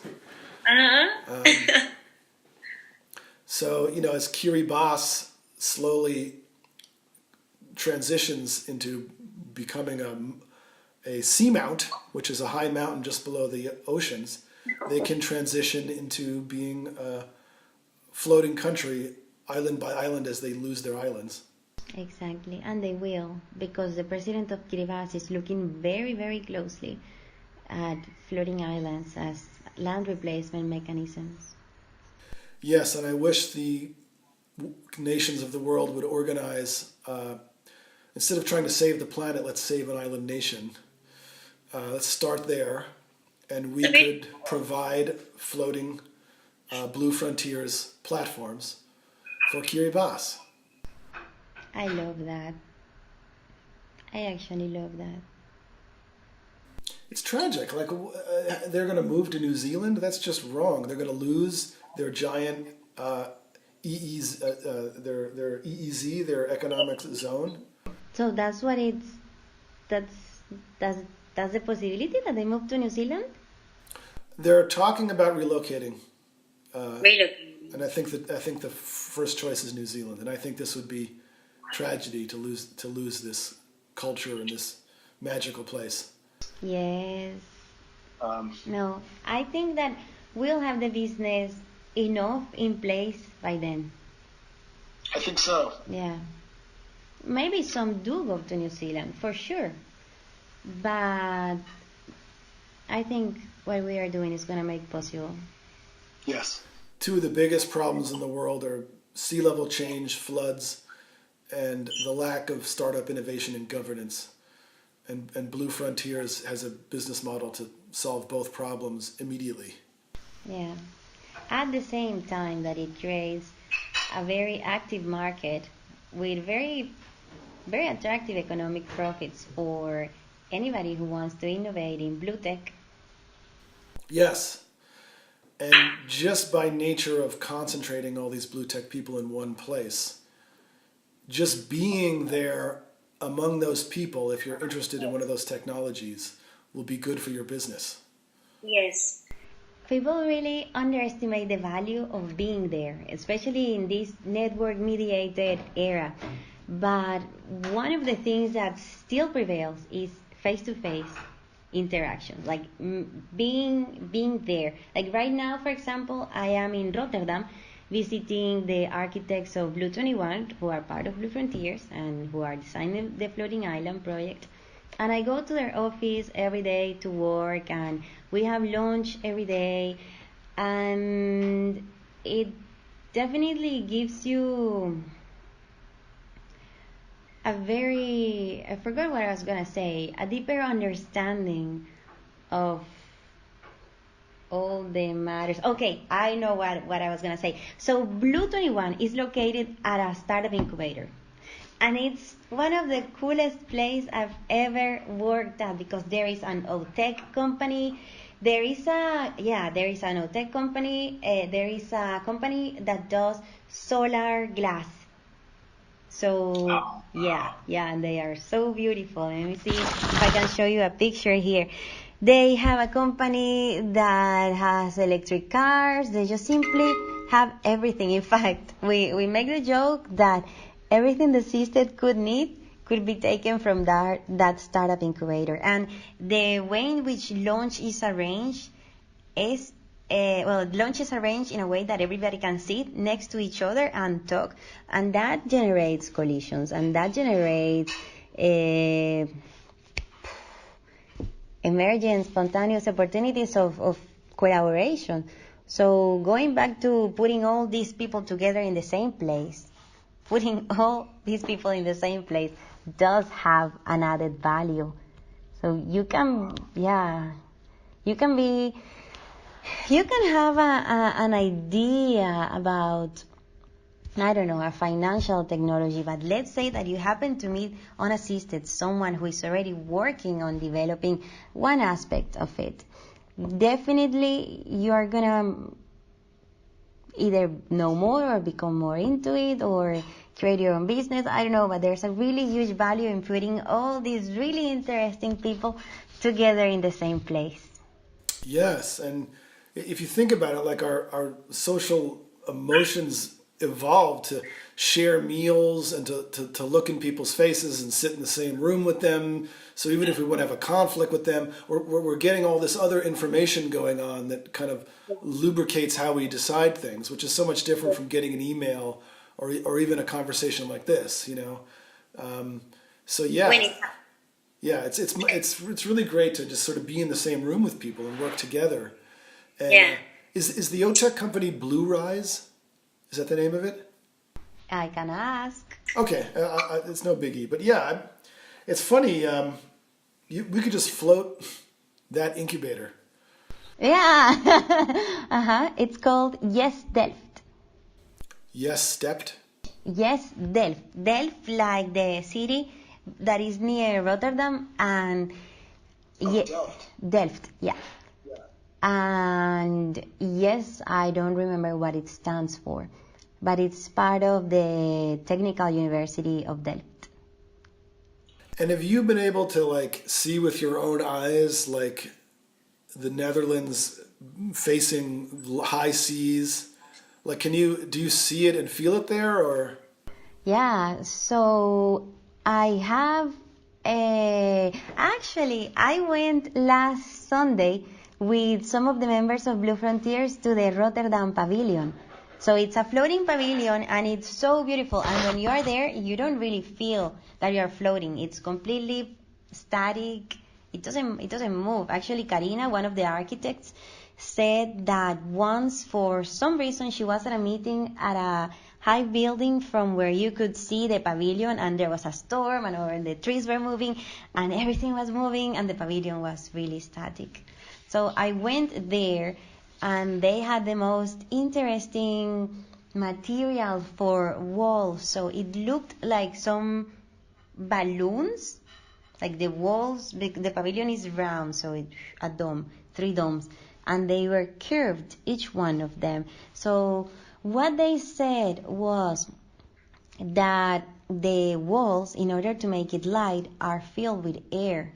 So it's like a floating greenhouse that is very resistant because they are like this. If you throw something, it will bounce, boing.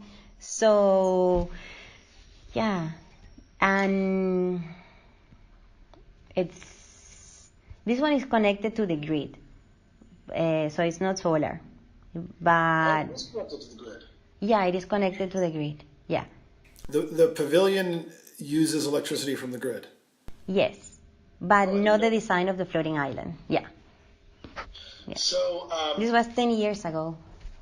The way you just described the cells in the walls, it's almost like, are they designed to be like lenses that kind of focus light or something, or? Not these ones, but the ones I saw at the startup incubator, the company, yes. So I have a picture here actually, but you might be able to see differences in color because in order to save the energy consumption of my phone, I have a very a very red screen that saves energy. So let's see here. Maybe you can see, maybe you cannot see. So these are can you see? oh, yes, I can. Yeah, so it's glass and it's solar panels. So, but can you see through it? Yes, you can see through them. You can see, okay, let me make them bigger. You can see through them, so they are transparent, but they have these bubbles, so you won't be able to distinguish shapes very clearly because of this rugosity. But they are translucent. Yeah, should we float the incubator? Yes, float the incubator, and those will evolve into being just like perfect windows. Yes, yeah, oh yeah, completely. Yeah. And then we will have light bulbs made of bioluminescent algae. Oh, I would love it. Another Dutch people are working on that. Really? Yes, bulbs with algae in it, so that if you hit the bulb, it jostles the algae and it glows a lantern of green. That must look so beautiful. Yes. Wow, because in the ocean it looks so beautiful. Yes, I mean, I'm going to have these in my spiral novel. These emerging ocean-based technologies that are coming that we can't even imagine. Yeah. I think could. We're actually seeing them in our biomimicry group, led by Francois Briant. Yes. He's working on imitating shark skin and to keep, a mechanical way to keep germs off, and basing the cooling mechanisms on termite mounds and all this sort of imitating nature sort of stuff. So I think we can create a completely new world that looks completely different on the oceans. And I think that's when everyone will become fascinated by seasteading and the floating island project. The architectural possibilities are simply limited. You have a different I'm not an expert, I'm not an architect, but what I've seen is that you have to think differently when you think floating than when you think on land. Firstly, you don't need foundations, for example, and that both limits and also gives space to all the things you can do. But you must know that because you are the one who wrote the book on seasteading. And I'm looking here, for example, I have here this really cool, how to call it, the trajectory. Yes, that was made by your hosts, by the way. My host. Yes, that was made by Bart. Ruffin. Bart Ruffin, and based on the vision of Blue 21. Yes, you couldn't have chosen a best architectural firm. It was another one of these things I couldn't. When we discovered them, I just couldn't believe that they actually existed. It just seemed too good to be true. And they are working now on floating solar. Yes. Yeah. And Rutger de Graaf. Have you met him? Not yet, but it's his birthday today. Oh, really? Yeah, today is his birthday, so I'm gonna self-invite myself to his birthday party on Friday. Wow! Yeah. Say hi. I'm a present from Joe Quirk. He sent me. Yeah, you were the one who sent me. Yeah, and he's become a really key part of my PhD. Really? Yeah. How so? Yeah, well, because he speaks on governance, and as you said when you sent me to him, it's not common for an architect or an engineering perspective to speak also of governance. So both Rutger and also another Rutger who was working with him doing the research here in Netherlands, they're both speaking about governance and what were the possibilities of floating infrastructure in deltas especially. Yeah. All those Blue 21 guys are all multidisciplinary, and that's what's interesting about them, because they're thinking about governance and they conceived of seasteading without knowing that word. They've independently come up with these ideas, and it's very practical for them because they're creating a new thing that doesn't, where the laws for the land don't apply anymore. Because now we're floating, and now we can move things around, and how do we define this, and don't we need new rules? And that got them thinking about, we need different regulations for floating things than we have for land things, and what will happen when we move into international waters? How would that be governed? Wouldn't it be more governance than government? Wouldn't Exactly. It be more, Exactly. Yes. And exactly. Rutger articulated all that in his thesis many years ago. Yeah, so I'm really excited about meeting him. I haven't met him He's yet. quite visionary. Yeah. Yes, I'm here with Barbara Dalbosanon. So she is very interested in system dynamics and on biomimicry also, and on providing a whole ecosystems perspective to the design of the floating island project. So instead of simply looking at the ecosystem and putting the platform and then having a hierarchical relation of the platform or the seastead over the environment, she wants everything to be integrated and being conceived from a systems perspective where there is no hierarchy of the elements. It sounds like she is your Rutger, because it sounds sort of like your scholarly work or your ideas, what you just described. Yes, so I couldn't be in the best place, best project, best architect. Sometimes everything just feels as if it makes sense, and that sometimes has become more often that I can't believe it, and it's amazing. Yeah. It is incredible. How you you have a new idea, a new vision, and you feel alone. But with enough exploration, you find other people that not only have a similar vision, but are enhancing your own view and have already made progress on what you want. Exactly. And that's what appears to be happening with the global seasteading movement. Yes. And it's going to happen more and more and more because we are going to have meetups and local chapters. So more Local people. chapters. Yes. Local chapters. So more people are going to know the project. And you're also, I guess you're at ground zero for innovation for sea level rise. Who, me? Yeah, I mean, the Netherlands are the most facing sea level rise. Yeah. Yeah, and there's so many deltas here and so much water that it was very visionary for the government to say, hey, you know what? Why don't we treat water as if it was land? And the government, there are some cases, for example, where the government has built sold plots of water. Yes. Yeah, I've seen that. I remember, I guess it was Rutger who first told me that. I was kind of blown away. Like, just sell plots of water. Because That makes sense. It only makes sense if you're being flooded all the time and people have foundations on swamp, and then you can be more stable if you float. Exactly. Yeah. I cannot wait to move. I don't think I'll have time to move on a seastead in the next 10 years, and probably you also not, even if you haven't fully convinced your wife, because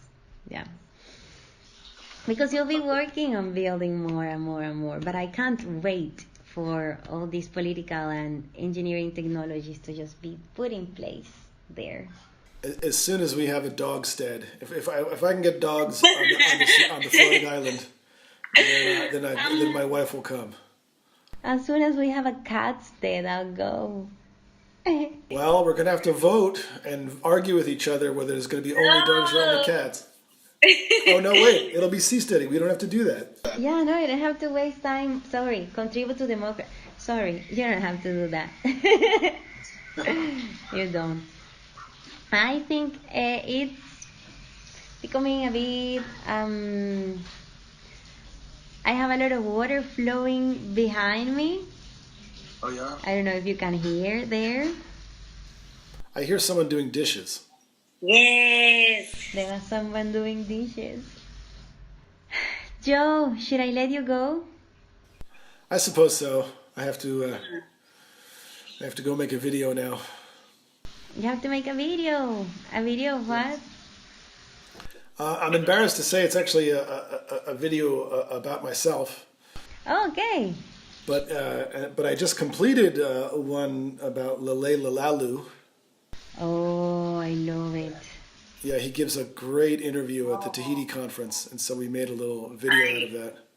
I loved it. Both the talk and the video. Yeah, I did. Wow, he's such a visionary.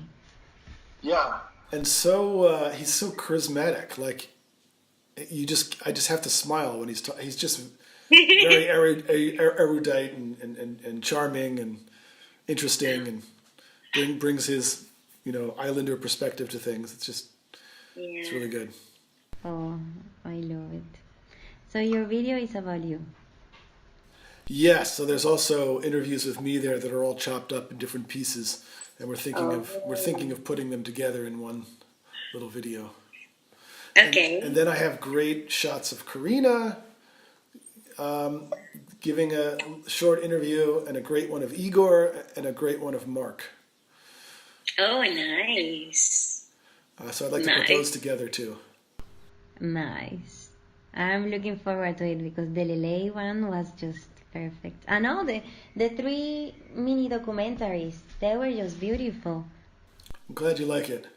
I love them. Good, I'm glad you like it. It's painful because all those people had so many good things to say, including you.